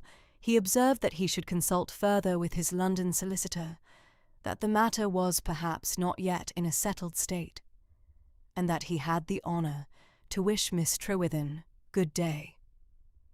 He went out. Mrs. Yardley was in the great hall. She saw him to the chaise. The chaise turned, with some difficulty on the gravel sweep, and went down the avenue. Mrs. Yardley closed the great door. She came up the back stair to the south parlour.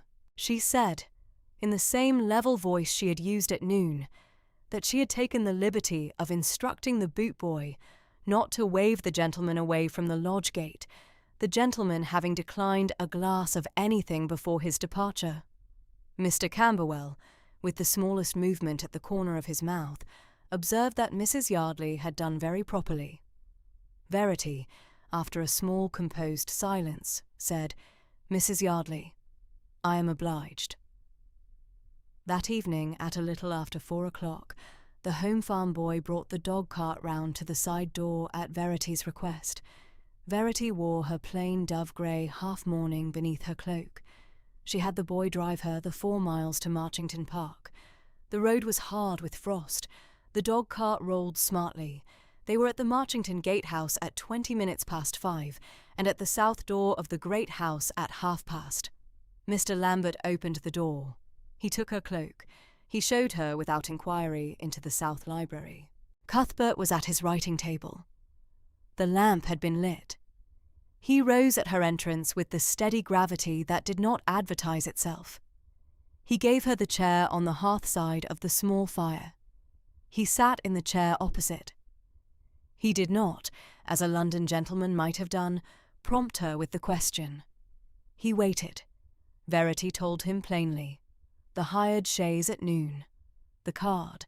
The interview in the south parlour. Sir Tarquin's allegation. The 3 documents Mr. Camberwell had produced. The retiral. Cuthbert listened. He did not interrupt. When she had ended, he was still a small moment in silence. Then he said, "Miss Trewithen, I shall send by express to my own solicitor in town within the hour. Mr. Ridge is Mr. Camberwell's senior partner, and shall make a separate inquiry into Sir Tarquin's circumstances. I should rather know the state of the gentleman's affairs than wait upon his next civility." Verity inclined her head. "Your Grace, I am obliged." He saw her to the dog-cart. The home farm boy was at the side door. The night was clear. The road was hard. She was at her own south door at Esdale Manor at 20 minutes past 7. The express went up to Lincoln's Inn, New Square, that same evening. Mr. Ridge of Lincoln's Inn, 61 years of age, and Mr. Camberwell's senior partner of 33 years standing, took the inquiry in hand on the Wednesday morning. He set 2 of his clerks upon it. Mrs. Yardley meanwhile had given quiet instruction that the great door was not to be opened to any gentleman without her own previous attendance. The home farm bailiff had a word with the lodge-keeper. The household at Esdale Manor went about its quarter-day business, with the steady country composure that had been Mrs. Yardley's the whole of her 32 years. On Tuesday the 9th of March, at a little before 11 in the forenoon, the express from Lincoln's Inn reached Marchington Park. Mr. Lambert carried it up to the South Library.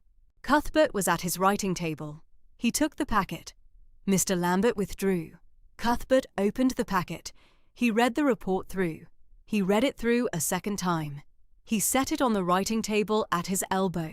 Verity was that morning at Marchington for the Saturday reading, which had, by the household's quiet arrangement, been rolled forward to the Tuesday on account of the Saturday's parish meeting at Wisbech.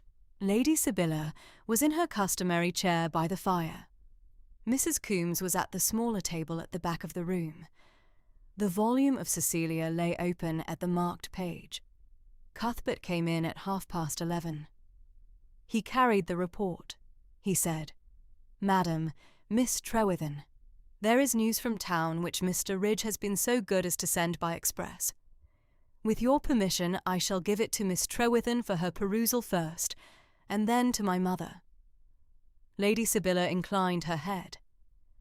Verity, after a small, composed silence, took the report. She read it through. Mr. Ridge had been thorough. The report ran to 4 close pages in a clerk's small, clear hand. Sir Tarquin Marsden, the report set out, had at the date of the inquiry gambling debts standing at £4,200, contracted at the establishment of Mr. Crockford of Pall Mall in the months of October and November of the preceding year, the said sums having been ascertained by direct application to Mr. Crockford's clerk through the agency of one of Mr. Ridge's own. Sir Tarquin's London solicitor, Mr. Trumball of Furnival's Inn, had been written to upon a pretext by Mr. Ridge upon the Thursday previous, and had returned answer upon the Saturday in a letter copied as Appendix A to the report, in which Mr. Trumball stated, in writing and over his own signature, that no fee had been paid to him by Sir Tarquin Marsden in the matter of the Esdale codicil, that no chancery bill in that matter had been instructed, and that he had himself declined to undertake the filing of any such bill upon credit. Sir Tarquin's place at Marsden Hall in Hertfordshire, the report continued, stood mortgaged to its present full value, the second mortgage having been drawn upon the gambling losses in November last, and being now in the hands of the bankers Messrs. Praed and Co. of Fleet Street.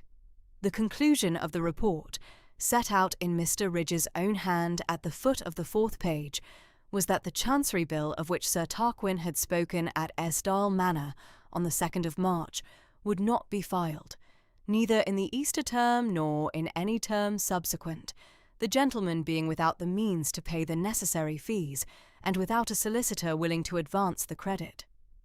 Verity read the conclusion twice. She gave the report back to Cuthbert. Cuthbert gave the report to Lady Sibylla, who took it across her knee, set her small gold-rimmed reading spectacles, and read it through in silence. When Lady Sibylla had read it, she returned it to Cuthbert without a word. Cuthbert said, "Miss Trewithen, the matter is closed." Verity said, "Your Grace, I am obliged." Mrs. Coombes, at the smaller table at the back of the room, made the entry in her household book in the steady, neat hand that had been 20 years at Marchington. They read the marked chapter of Cecilia that morning notwithstanding. Verity's voice held steady. The clock on the mantelpiece struck the 12:30. The volume was closed at the chapter end. Sir Tarquin had meanwhile retired from town. The report of his retiral reached Wisbech in the Marsh in a small paragraph in the Norwich Press by the Friday following. He had taken the Hertford coach on the Thursday morning. He was at Marsden Hall by the Friday afternoon. He did not return to town that quarter. The intelligence which had begun to circulate in the smaller card rooms of 2 or 3 of his clubs as to the £4,200 at Mr. Crockford's had been heard by certain gentlemen who were not disposed to keep it private. Mr. Trumball, at Furnival's Inn, declined further correspondence with him. The Asdial codicil matter was not heard of again at Lincoln's Inn, New Square. By the end of the week of the 9th of March, the affair was, in every practical sense, ended. Friday evening, the 12th of March, 1819. Verity at Esdale Manor, in the south parlour by the small fire. The lamp had been trimmed by Mrs. Yardley at 7. The fire had been made up by the boot-boy at past. The household had gone to its supper quarter in the back hall. She sat at the small writing desk by the long window. She did not write. She had not, on the morning of the 2nd of March, when the hired chaise had turned up the avenue, formed any settled view of the threat or of her own response. She had received Sir Tarquin in the south parlour. She had heard him out. She had answered his allegations, when in due course they were answered, by Mr. Camberwell, in the steady country composure that had been her father's at the small Norwich shop and her aunt's at the back parlour over the bookseller's room. She had not, while Sir Tarquin spoke, been frightened. She had been grateful, on the same evening as she rode the 4 miles to Marchington Park, for Cuthbert's quiet, steady offer of the separate inquiry. He had not asked her if she wished it. He had said he would make it. She had been spared the asking. She had been grateful again, on the Tuesday following, for the inquiry's conclusion, brought to her in the South Library at Marchington, with the same quiet steadiness in which it had been offered. She had also been, on each of those 3 afternoons, the 2nd of March in her own south parlour, the 2nd of March in his south library, the 9th of March in his south library again, grateful in a way which she had not yet found the proper name for. She sat at the small writing desk a long minute. The fire settled in the grate. The clock on the mantelpiece marked the 9:15. She did not write. She did not weep. She closed the small writing desk, took her candle from the side table, and went up by the great stair to her room. The travelling carriage from Lincolnshire turned in at the South Lodge of Marchington Park at 4:30 on the cold, bright afternoon of Friday the 19th of March, 1819, with the lamps not yet lit on the south drive. The gravel sounded under the wheels in the long curve up to the great door. Mr. Lambert had been at the door these 10 minutes already, with 2 under-footmen behind him on the steps, and a third holding the lamp at the porch. The carriage drew up. The footman handed down the lady first. Lady Petronella Vassall had dark hair like her brother's, a plain country dress, and kind hazel eyes that took in the steps and Mr. Lambert and the small, steady firelight from the porch in a single accustomed glance. She was Cuthbert's elder sister by 4 years, and had been married to Sir Lambton Vassall of Vassall Court in Lincolnshire these 15 years. She gave Mr. Lambert her gloved hand at the carriage door and stepped down onto the gravel. "Lambert," she said, "how is my mother?" "Her Grace is in the south drawing-room, my lady," said Mr. Lambert. "His Grace is with her. They have been expecting you since 4. Sir Lambton Vassall stepped down behind his wife. He was country, fair, in a plain dark green coat, and he greeted Mr. Lambert by name and asked after his sister at Wisbech in 3 plain country sentences. Mr. Lambert answered them properly. Lady Petronella and Sir Lambton went up the steps and into the hall. Cuthbert came down the south corridor to meet them. He took his sister by both hands at the foot of the great stair, kissed her once on the cheek, shook his brother-in-law's hand, and said in his quiet baritone, "Petronella, you are very good to come. My mother has been counting the days since Tuesday. Cuthbert, I came as soon as your letter reached me on the Wednesday. Where is she?" "South drawing-room. I shall take you through." He took her through. Sir Lambton followed at a steady pace. They came to the south drawing-room. Lady Sibylla rose from her wing chair by the small fire and held out both her hands. "My dear," said Lady Sibylla. "Mamma." They held each other a quiet moment. Then Lady Sibylla put Petronella from her at arm's length and was satisfied, and turned to Sir Lambton and gave him her cheek to kiss. He kissed it properly. She told him that Petronella was to sit by her on the small couch, that the tea-tray was coming up in 5 minutes, and that there was a young woman from Esdale Manor who would join them at 6 and dine with them on the morrow, and that Petronella was on no account to form an opinion of her on her brother's letter alone. "Mamma," said Petronella, sitting on the small couch beside her mother and taking her hand, "I formed an opinion on Cuthbert's letter within the first 10 lines. I shall form a second opinion at 6. If the two agree, I shall be very content." Lady Sibylla laughed once, low. "That is exactly your way, my dear." Cuthbert sat. Sir Lambton sat in the second wing chair. The tea-tray came up at 5 minutes before 5. They drank it. They spoke of the Lincolnshire roads, of the cold march, of the small parish things. At 6 o'clock, precisely, Mr. Lambert opened the south drawing-room door and said, "Miss Trewithen, your Grace." Verity came in. She had come the 4 miles from Esdale Manor in her own small gig with Mrs. Yardley beside her. Mrs. Yardley now taken to the housekeeper's room by Mrs. Coombes for an hour's quiet tea. Verity was in plain dove grey, half mourning still, with a small black ribbon at the throat. She made her courtesy to Lady Sibylla, and then, as the company stood, to Lady Petronella. "Lady Petronella, I am very glad to make your acquaintance." "Miss Trewithen," said Petronella. She had been studying Verity across the room for the 4 seconds it had taken her to cross from the door, and she had now formed her second opinion. She crossed the small distance herself, took Verity's hand in both her own, and said, "Miss Trewithen, my brother has written me a careful letter about you, and my mother has written me 3. I shall tell you plainly that I came down from Lincolnshire intending to be your friend. I shall tell you secondly that I am very happy to find I shall not have to work at it. I shall tell you thirdly that I should like you to consider me at your service, in the country, way from this moment, and that if any London nonsense should reach Wisbech in the weeks ahead, you are to send for me by express, and I shall be on the next coach." Verity, in steady composure, met her hazel eyes. "Lady Petronella, I do not know how to answer 3 such sentences except by accepting them all." "That is the only proper answer," said Petronella. "Come and sit by my mother, Miss Trewithen, and I shall sit on her other side.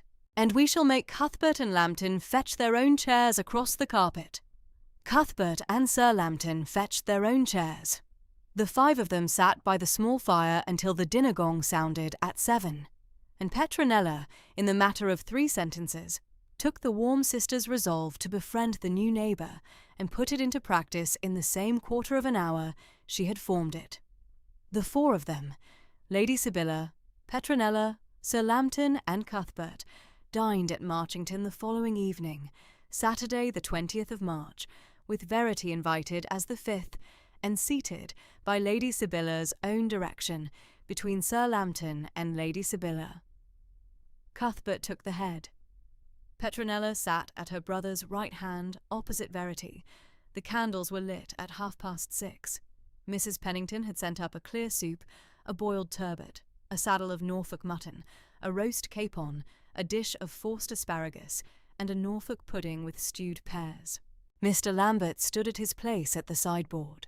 The talk over the soup was Lincolnshire weather, over the turbot, the state of the Wisbech road, over the mutton, a careful country small talk about the Esdale home farm bailiff, whom Sir Lambton had known by report. "You have kept Mr. Greaves on at the home farm, Miss Trewithen?" Sir Lambton asked, between the mutton and the capon. "I have, Sir Lambton. He has been at Esdale 31 years. Mrs. Yardley advised it. Mr. Camberwell concurred. I should have been a great fool to set him aside." "Quite right," said Sir Lambton. "A bailiff of 31 years is the sort of asset one does not find at a Norwich market on a Wednesday." He spoke to her as a country gentleman speaks to a country neighbour, and the table eased one careful turn further into the country evening. Petronella across the table watched her brother, who was watching Verity carefully without seeming to do so, and watched her mother, who was watching them both quietly, and watched Verity, who was answering Sir Lambton in steady country sentences and giving Lady Sibylla a small, considered remark on the asparagus. The dinner was lighter than the 11 o'clock reading hour, but the steady warmth of it was the same warmth. Petronella ate her copon and was content. Cuthbert proposed Verity's health at the second remove in 8 even sentences, naming her plainly as the granddaughter and sole heir of the late Sir Hartley Esdale, Baronet, by the verbatim instrument of his will of the 4th of May, 1817, and the neighbour now of Marchington Park in the proper Norfolk country way. Verity inclined her head. Lady Sibylla touched her hand once under the tablecloth. Petronella raised her glass and drank to her new neighbour. They rose at 9:15. Verity went home in her gig with Mrs. Yardley at past, by the south bridle path, with the gig lamp lit and the night cold and clear. Sunday morning, the 21st of March, was clear and cold and bright above Wisbech in the marsh. The bells of St. Withburgers sounded at 20 minutes before 11. The Marchington carriage drew up at the Lich Gate at 5 minutes before. The party, Lady Sibylla, Cuthbert, Lady Petronella, Sir Lambton, went up the path between the yew trees. The Esdale gig had drawn up 2 minutes earlier. Verity and Mrs. Yardley were already at the porch. By Lady Sibylla's quiet direction at the porch step, Verity went into the Marchington family pew that morning, between Lady Sibylla on her left and Lady Petronella on her right. Cuthbert took the outer place beside his mother. Sir Lambton took the outer place beside his wife. Mrs. Yardley sat in the Esdale pew, across the south aisle. The Reverend Guildford preached steadily on patience from the second epistle of St. Peter, the 3rd chapter, the 9th verse. He took 22 minutes by the south chancel clock. He read the verse twice, once at the opening and once at the close, and he set the country exposition between them with the careful plainness of a country vicar of 36 years' standing at Wisbech in the marsh.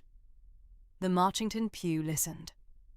Verity, between Lady Sibylla and Lady Petronella, kept her hands folded in her lap and her eyes upon the Reverend Guildford's gold-rimmed spectacles, and did not stir except to turn the page of the prayer book when the rest of the pew turned theirs. At the end of the service, the village saw the Marchington pew come out together. The Dowager Duchess on her son's arm, Lady Petronella on Sir Lambton's, and Miss Trewithen of Esdale Manor, with Mrs. Yardley 3 paces behind her, down the gravel path between the yews. The London rumour reached Marchington on the Tuesday morning, following, the 23rd of March, by way of a footman who had been up to town on the Monday, on a small errand of Mr. Lambert's. The footman heard it at the Bell in Wood Street, from a fellow servant in a Boodle's livery, brought it down on the early Tuesday coach, and gave it word for word to Mr. Lambert at 9:30 in the butler's pantry. Mr. Lambert went at 10 to the housekeeper's room and gave it to Mrs. Coombes. Mrs. Coombes heard him out without one interruption, set down her keys, said, "Mr. Lambert, this requires Her Grace before noon," and went up directly to the morning room. Lady Sibylla heard her out, also without interruption. She thanked Mrs. Coombes. She asked for her son to come to her when he returned from his ride. She rang for fresh tea. She waited. Cuthbert came in from his ride at 11:30. His mother told him at the morning room window, looking out at the south lawn, in 5 plain sentences. The rumour was this, that Sir Tarquin Marsden had been telling the company at his club, in a primrose waistcoat with his quizzing glass in his hand, of the country bookshop keeper's daughter from Norwich, who had been compromising the 5th Duke of Marchington in a 4-mile country radius in Norfolk through January and February and into March by the contrivance of a forged codicil and a pretended chaperonage. Cuthbert heard his mother out. He did not raise his voice. He did not change colour. He stood at the window a full, quiet half-minute, looking out at the south lawn. Then he turned and said, in steady, cold composure, "Mamma, I shall ask Petronella if you should be so kind as to send for her from the breakfast-room to come up to town in the first week of April for the Easter recess and set the matter publicly straight in 3 drawing-rooms.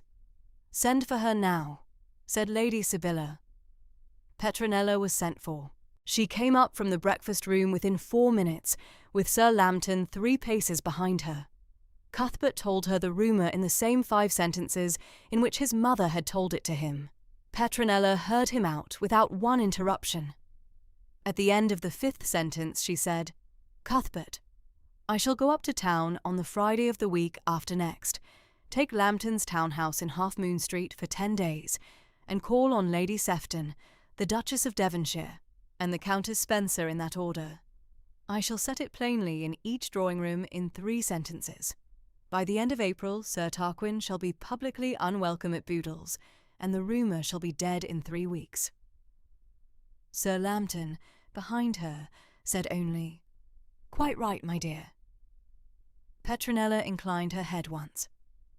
The matter was settled in 11 minutes from the time Mrs. Coombes had set down her keys. Mr. Lambert conveyed the steady, composed instructions of his Grace to the household, and the Tuesday went on at Marchington Park as if no Monday evening London talk had ever crossed the South Drive at all. Lady Petronella Vassall went up to town with Sir Lambton on the Friday morning of the 2nd of April by the Great North Road, and reached Half Moon Street at 6 in the evening. She called on Lady Sefton on the Saturday before Easter, the 10th of April, at the proper hour of 3, on the Duchess of Devonshire on the Easter Tuesday, the 13th of April, at 4, on the Countess Spencer on the Friday following, the 16th of April, at 3:30. In each of the 3 drawing-rooms she set down 3 sentences plainly, with the steady warmth of a country sister of 15 years' marriage and the plainness of a Beresford whose mother was a Dowager Duchess of Marchington and whose brother was the 5th Duke. She gave the 3 sentences in the same form in each drawing-room, so that no London ear should report them in 3 versions.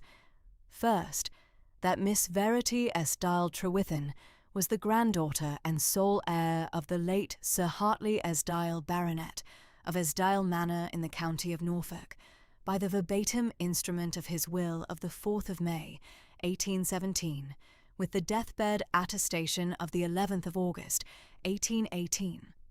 Second, that Sir Tarquin Marsden's allegation of forgery had been disposed of by the documentary record and by his own retirement from London upon Mr. Camberwell's production of the original codicil at Esdale Manor, with both surviving witnesses in attendance, namely the Esdile head gardener and the Reverend Guilford of Wisbech in the Marsh. Third, that Miss Trewithen was at present resident at Esdale Manor, under the standing chaperonage of Mrs. Yardley, her housekeeper of 32 years' service, and read at Marchington Park 3 afternoons a week to his Grace's mother, the Dowager Duchess of Marchington, in the regular country way, and that any suggestion of impropriety was a London club-room fiction. Lady Sefton, on the Saturday, heard the 3 sentences, and at the close inclined her head once, and said, "Lady Petronella, I am obliged to you. The matter is plain to me." On the Easter Tuesday, the Duchess of Devonshire heard them and said, "Petronella, my dear, you have always had the country plainness, and I am very glad of it this afternoon. The matter is plain to me."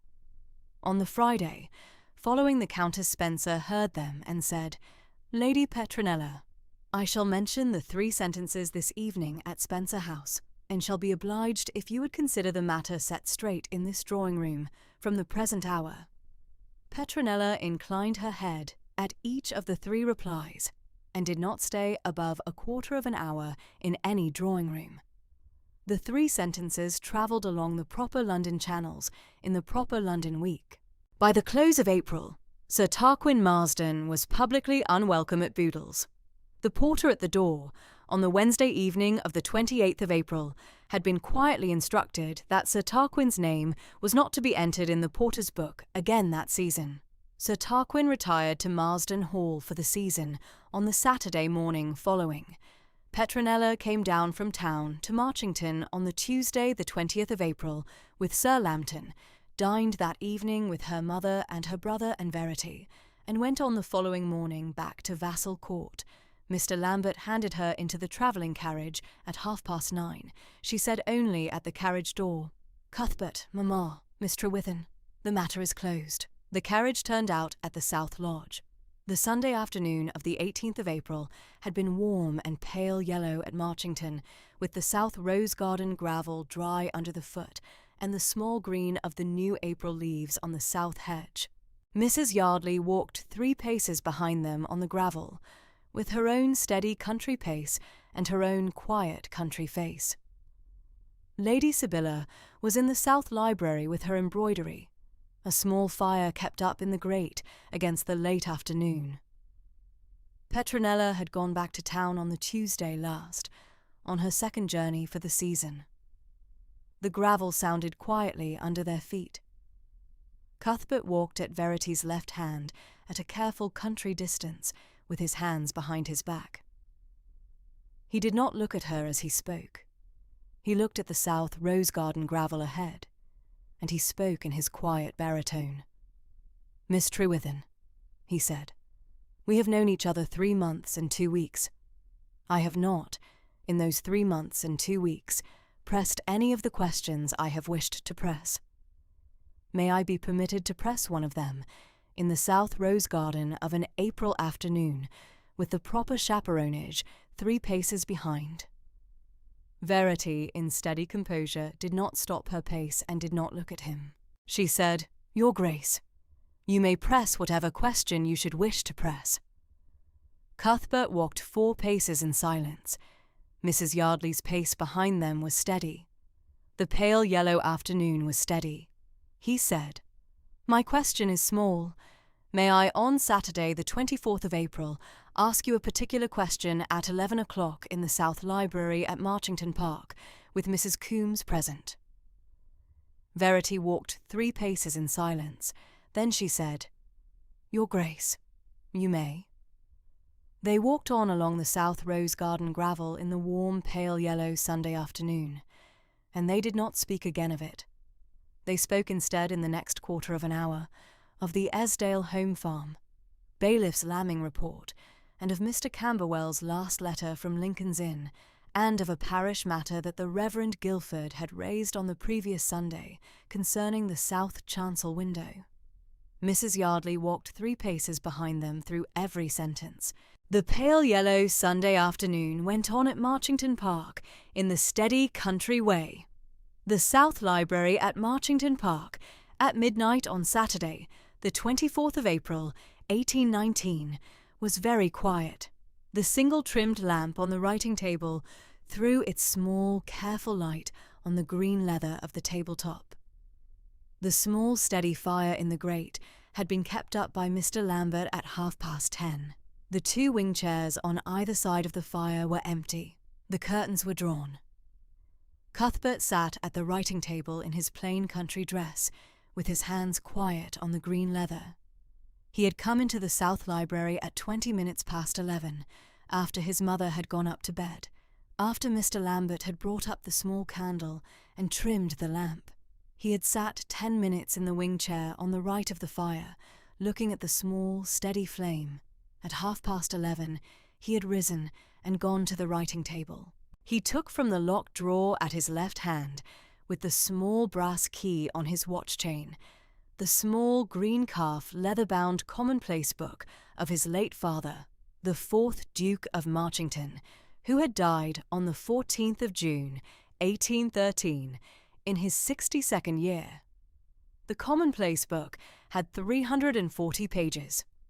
231 were filled in the close, steady hand of his late father, on parish matters and estate matters, and the small private observations of a country duke of plain country habits. The remainder were blank. Cuthbert turned past the close hand of his father to the first blank leaf at the back. He opened it flat. He took up the pen at his right hand, dipped it in the small standish, and drafted the proposal in 8 even, careful sentences.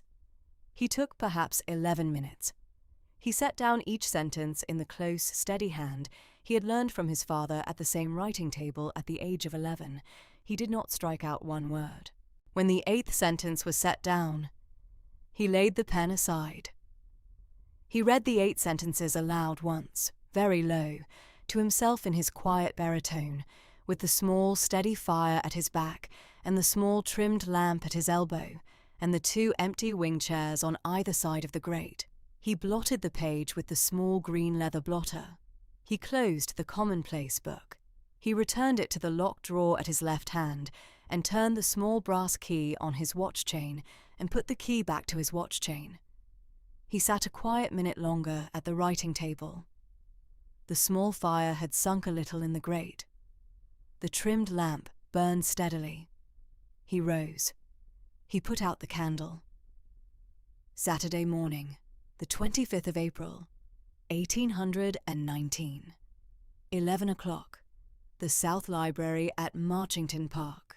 Verity came up the avenue from the bridle path at 11:15, walking, with Mr. Camberwell 3 paces behind her, as he had walked behind her so many Saturdays now, and was admitted at the south door by Mr. Lambert. She gave Mr. Lambert her plain dove-grey bonnet and her plain dove-grey pelisse and her thin black silk gloves, and put on the dove-grey ones she carried for the reading. Mr. Lambert took the things upon his arm and bowed and withdrew with them to the small side table by the south door, and set them out in the careful order in which he had set out the Saturday reading things every Saturday since the 20th of February. Mr. Camberwell, who had business of his own to attend to in the steward's room over a sheaf of Marchington quarter-day accounts, took the side passage with a small civil nod to Mrs. Coombes. Mrs. Coombes met Verity in the lower hall with her sewing in her hand, and went up the south stair with her, 2 paces behind, in the customary way. The south library smelt of beeswax and of cold wood smoke from the small fire. The Saturday reading chair stood ready in its accustomed place, drawn close to the hearth. The cowper had been left there the previous Saturday.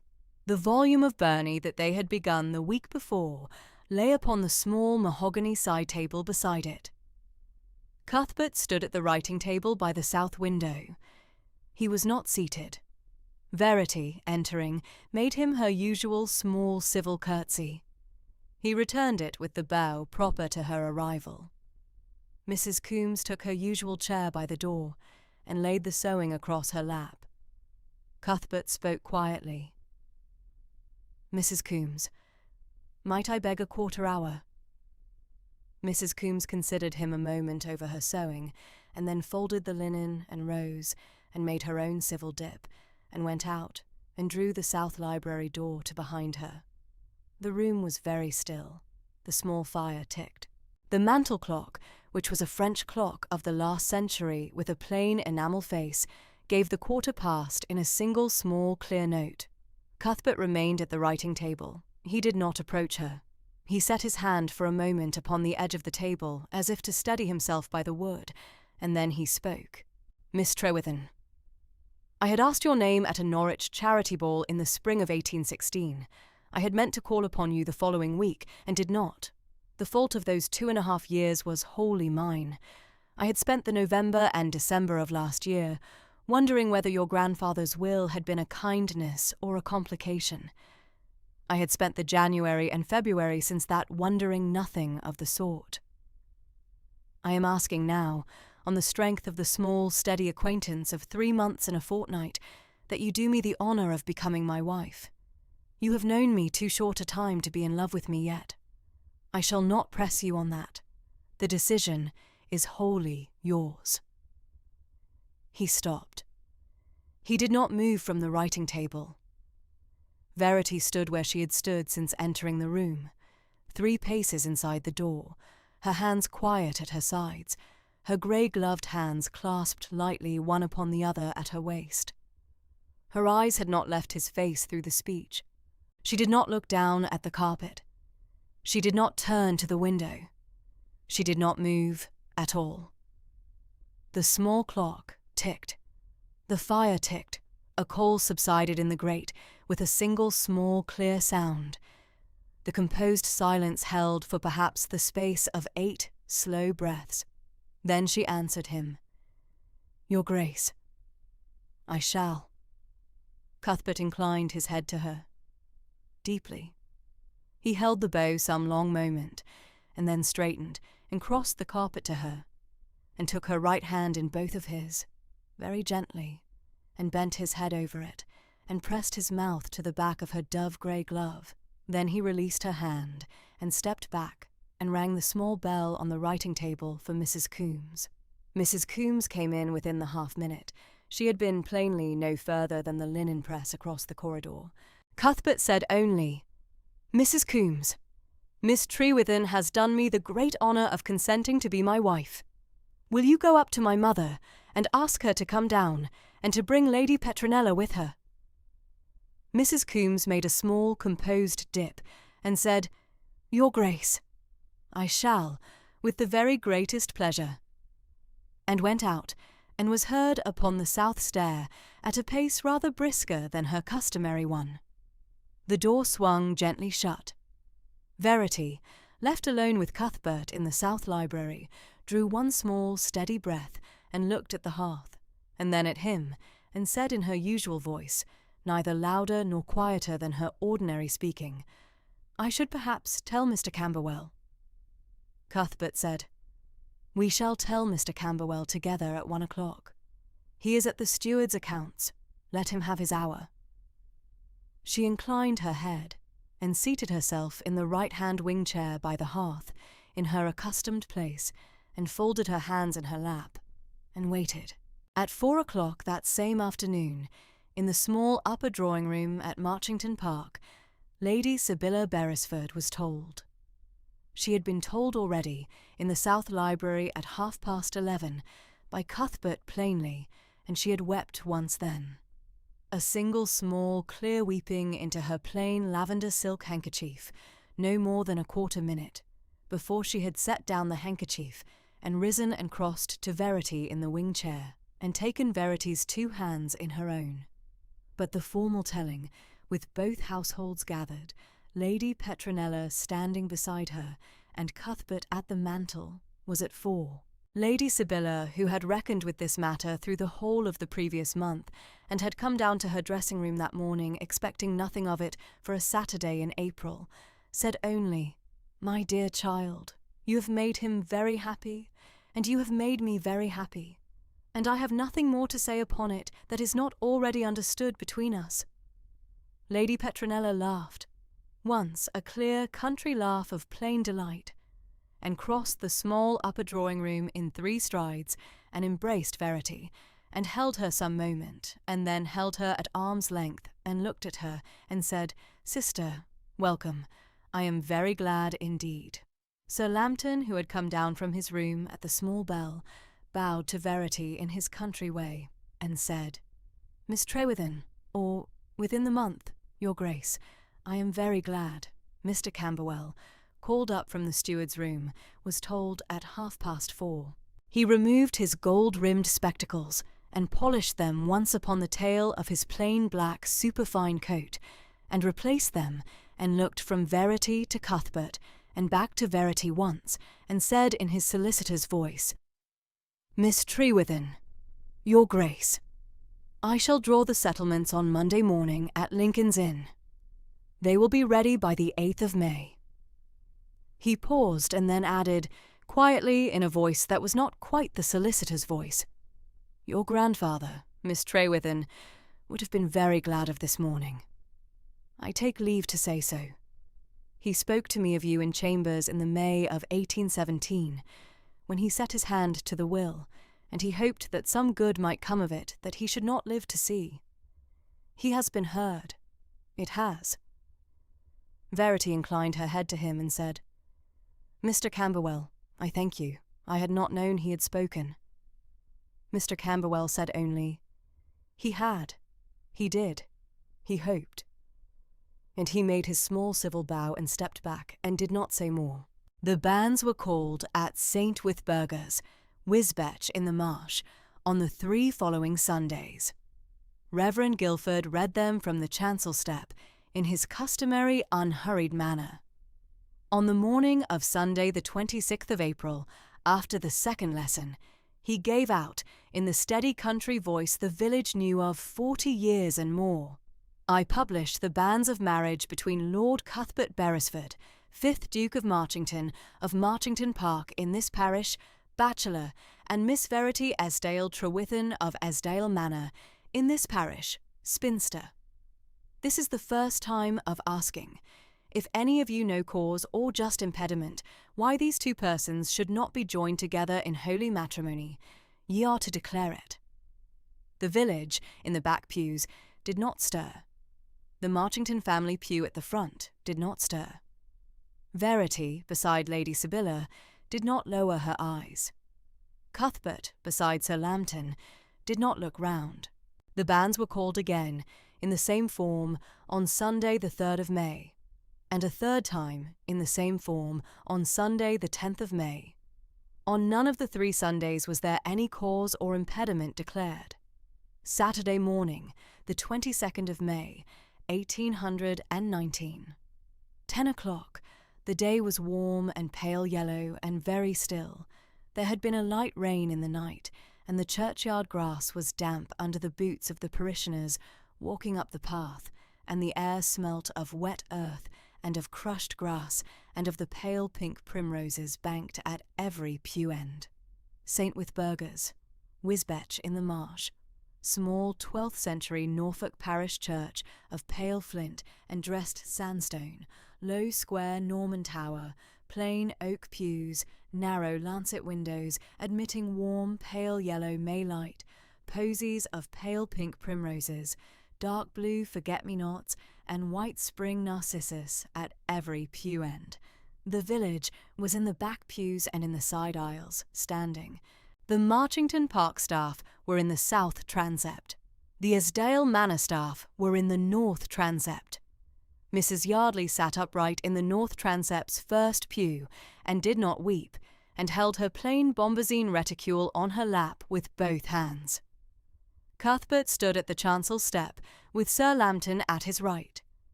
Reverend Guilford waited in his plain white surplice, and stole with the prayer book open in his hands. Verity came up the aisle on Mr. Camberwell's arm.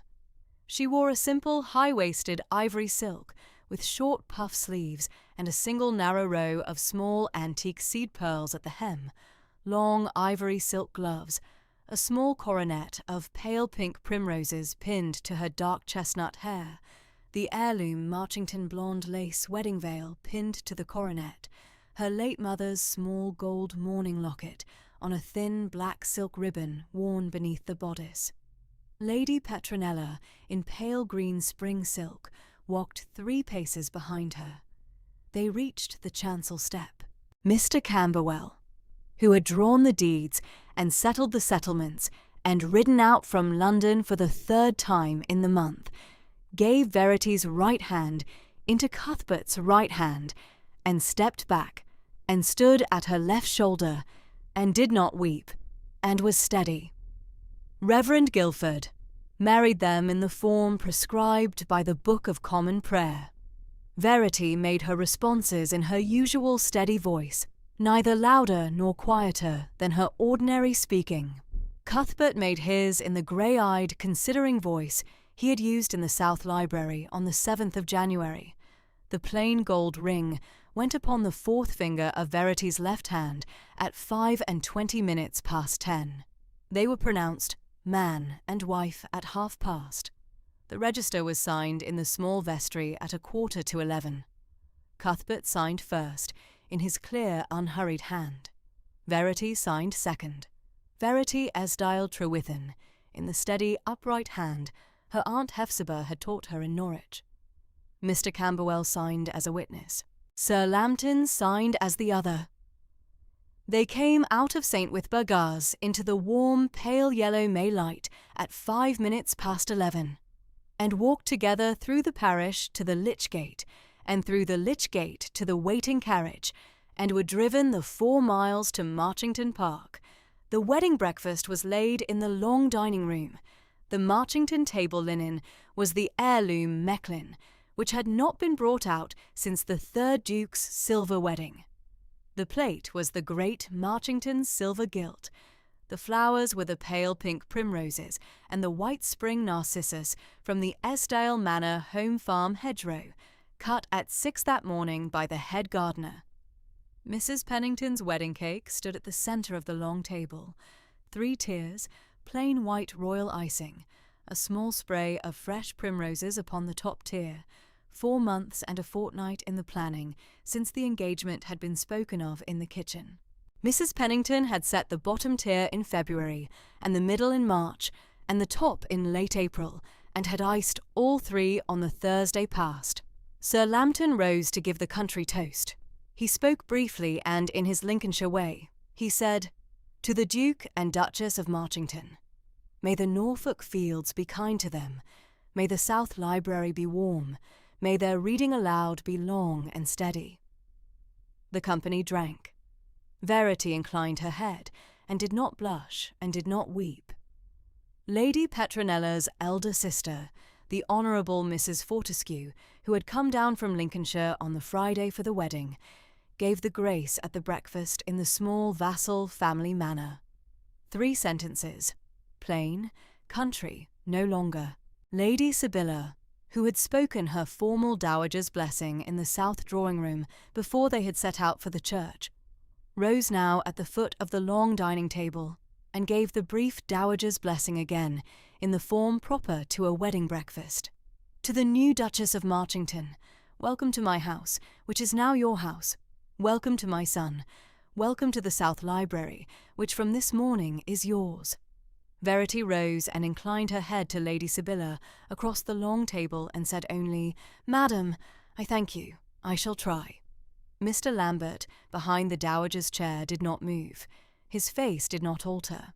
Mrs. Coombes, at the sideboard, set down a covered dish very gently and turned her face a moment to the window. Mrs. Pennington, who had come up from the kitchen with the cake at the proper moment and had stood in the door of the long dining-room to see it cut, set her plain blue-print cotton apron straight with both hands and inclined her head to Verity across the long table and withdrew. Mrs. Yardley, who had come over from Esdale Manor in the small Esdale gig at 9:30 and had been seated at the foot of the long table with the other senior servants of both houses, looked the length of the table at Verity in her ivory silk, and pressed her lips together once, and was steady, and did not weep.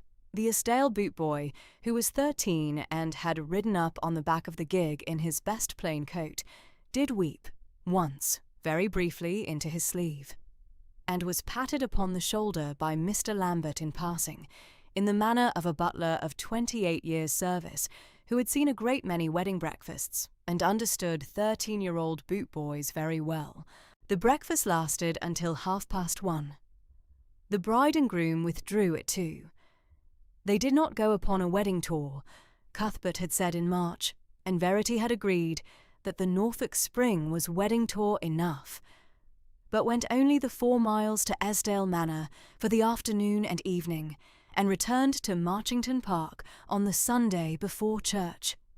10 months and 3 weeks after the wedding, on the mild Saturday morning of the 15th of April, 1820, their first child, a daughter, christened Eleanor Verity Beresford, was baptised at the parish church of St. Withburgaz, Wisbech in the Marsh in the county of Norfolk, by the Reverend Guilford, with Lady Petronella Vassal standing as godmother and Sir Lambton Vassal as godfather.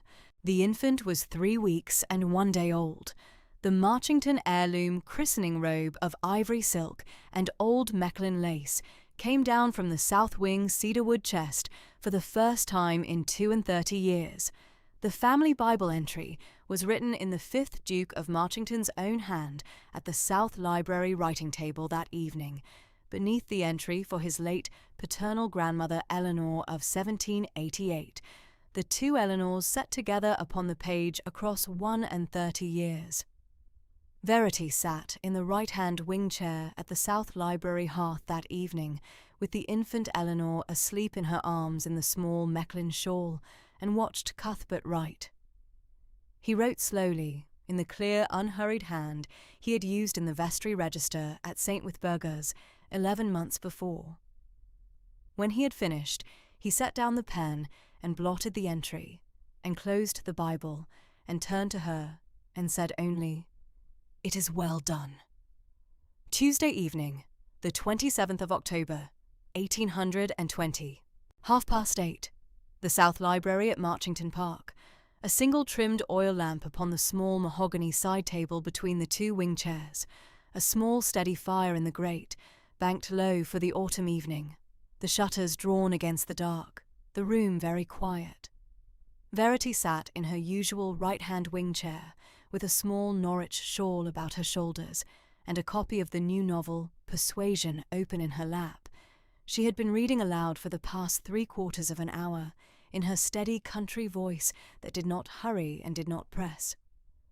Cuthbert sat in the chair opposite, the chairs drawn very close, the small side table between them, the lamp casting its single small warm circle of light upon the open page.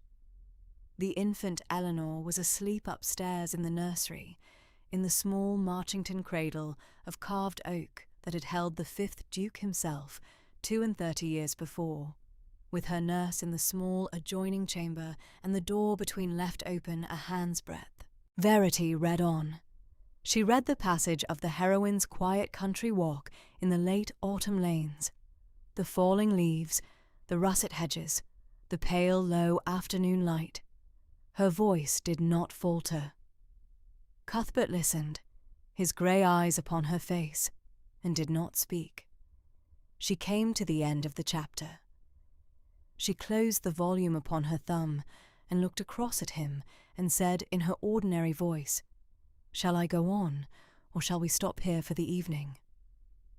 Cuthbert said, "Go on a little, to the end of the next chapter, if you will." She opened the volume again and read on. The single trimmed lamp held its single small warm circle. The small steady fire ticked once in the grate. The infant Eleanor, 6 months and 12 days old that evening, slept on upstairs. The mantel clock gave the 3/4 in its single small clear note, and Verity read on, and Cuthbert listened, and the South Library was very quiet and very warm. There are stories that begin with a kiss. There are stories that begin with a vow. There are stories that begin with a knock, and stories that begin with a hired post-chaise, and stories that begin with a Tacitus on a stone bench, and stories that begin with a tortoise-shell cat asleep upon an embroidered cushion, and stories that begin with a brush dragging on a cold flagstone, and stories that begin with a letter from Quatre Bras, read aloud in a bath upper room, and stories that begin with a young widow standing at the foot of her late husband's stair, and stories that begin with a young woman stepping down from a mail coach with a single carpet bag, and stories that begin with a public notice in the Morning Chronicle, and stories that begin with 3 short entries in a governess's leather pocket diary, and stories that begin with the 7 items of a country curate's probate inventory. And there are, rarer, set down once in a long Norfolk lifetime, stories that begin with the verbatim last will and testament of a baronet of 80 years old, made on the 4th of May, 1817, read aloud upon Tuesday the 1st of December, 1818, in Lincoln's Inn chambers to a single attending granddaughter who had never met him, and so, on the warm, pale yellow Saturday morning of the 22nd of May, in the year of our Lord, 1819, in the small Norfolk parish church of St. Witburga at Wisbech in the Marsh, under the mild pale yellow Norfolk spring sun, Miss Verity Estyle Trewithen, who had sat in steady silence on the morning of Tuesday the 1st of December, the year before, in Mr. Camberwell's chambers at Lincoln's Inn, and heard, read aloud, the verbatim last will and testament of the grandfather she had never met, and had not wept then, and had not wept in the 5 months and 3 weeks following, became, by the patient, steady asking of the Duke, who had remembered her name from a Norwich charity ball of 2.5 years before. The 5th Duchess of Marchington, and the woman her late grandfather, in dying, had given the long-delayed forgiveness of.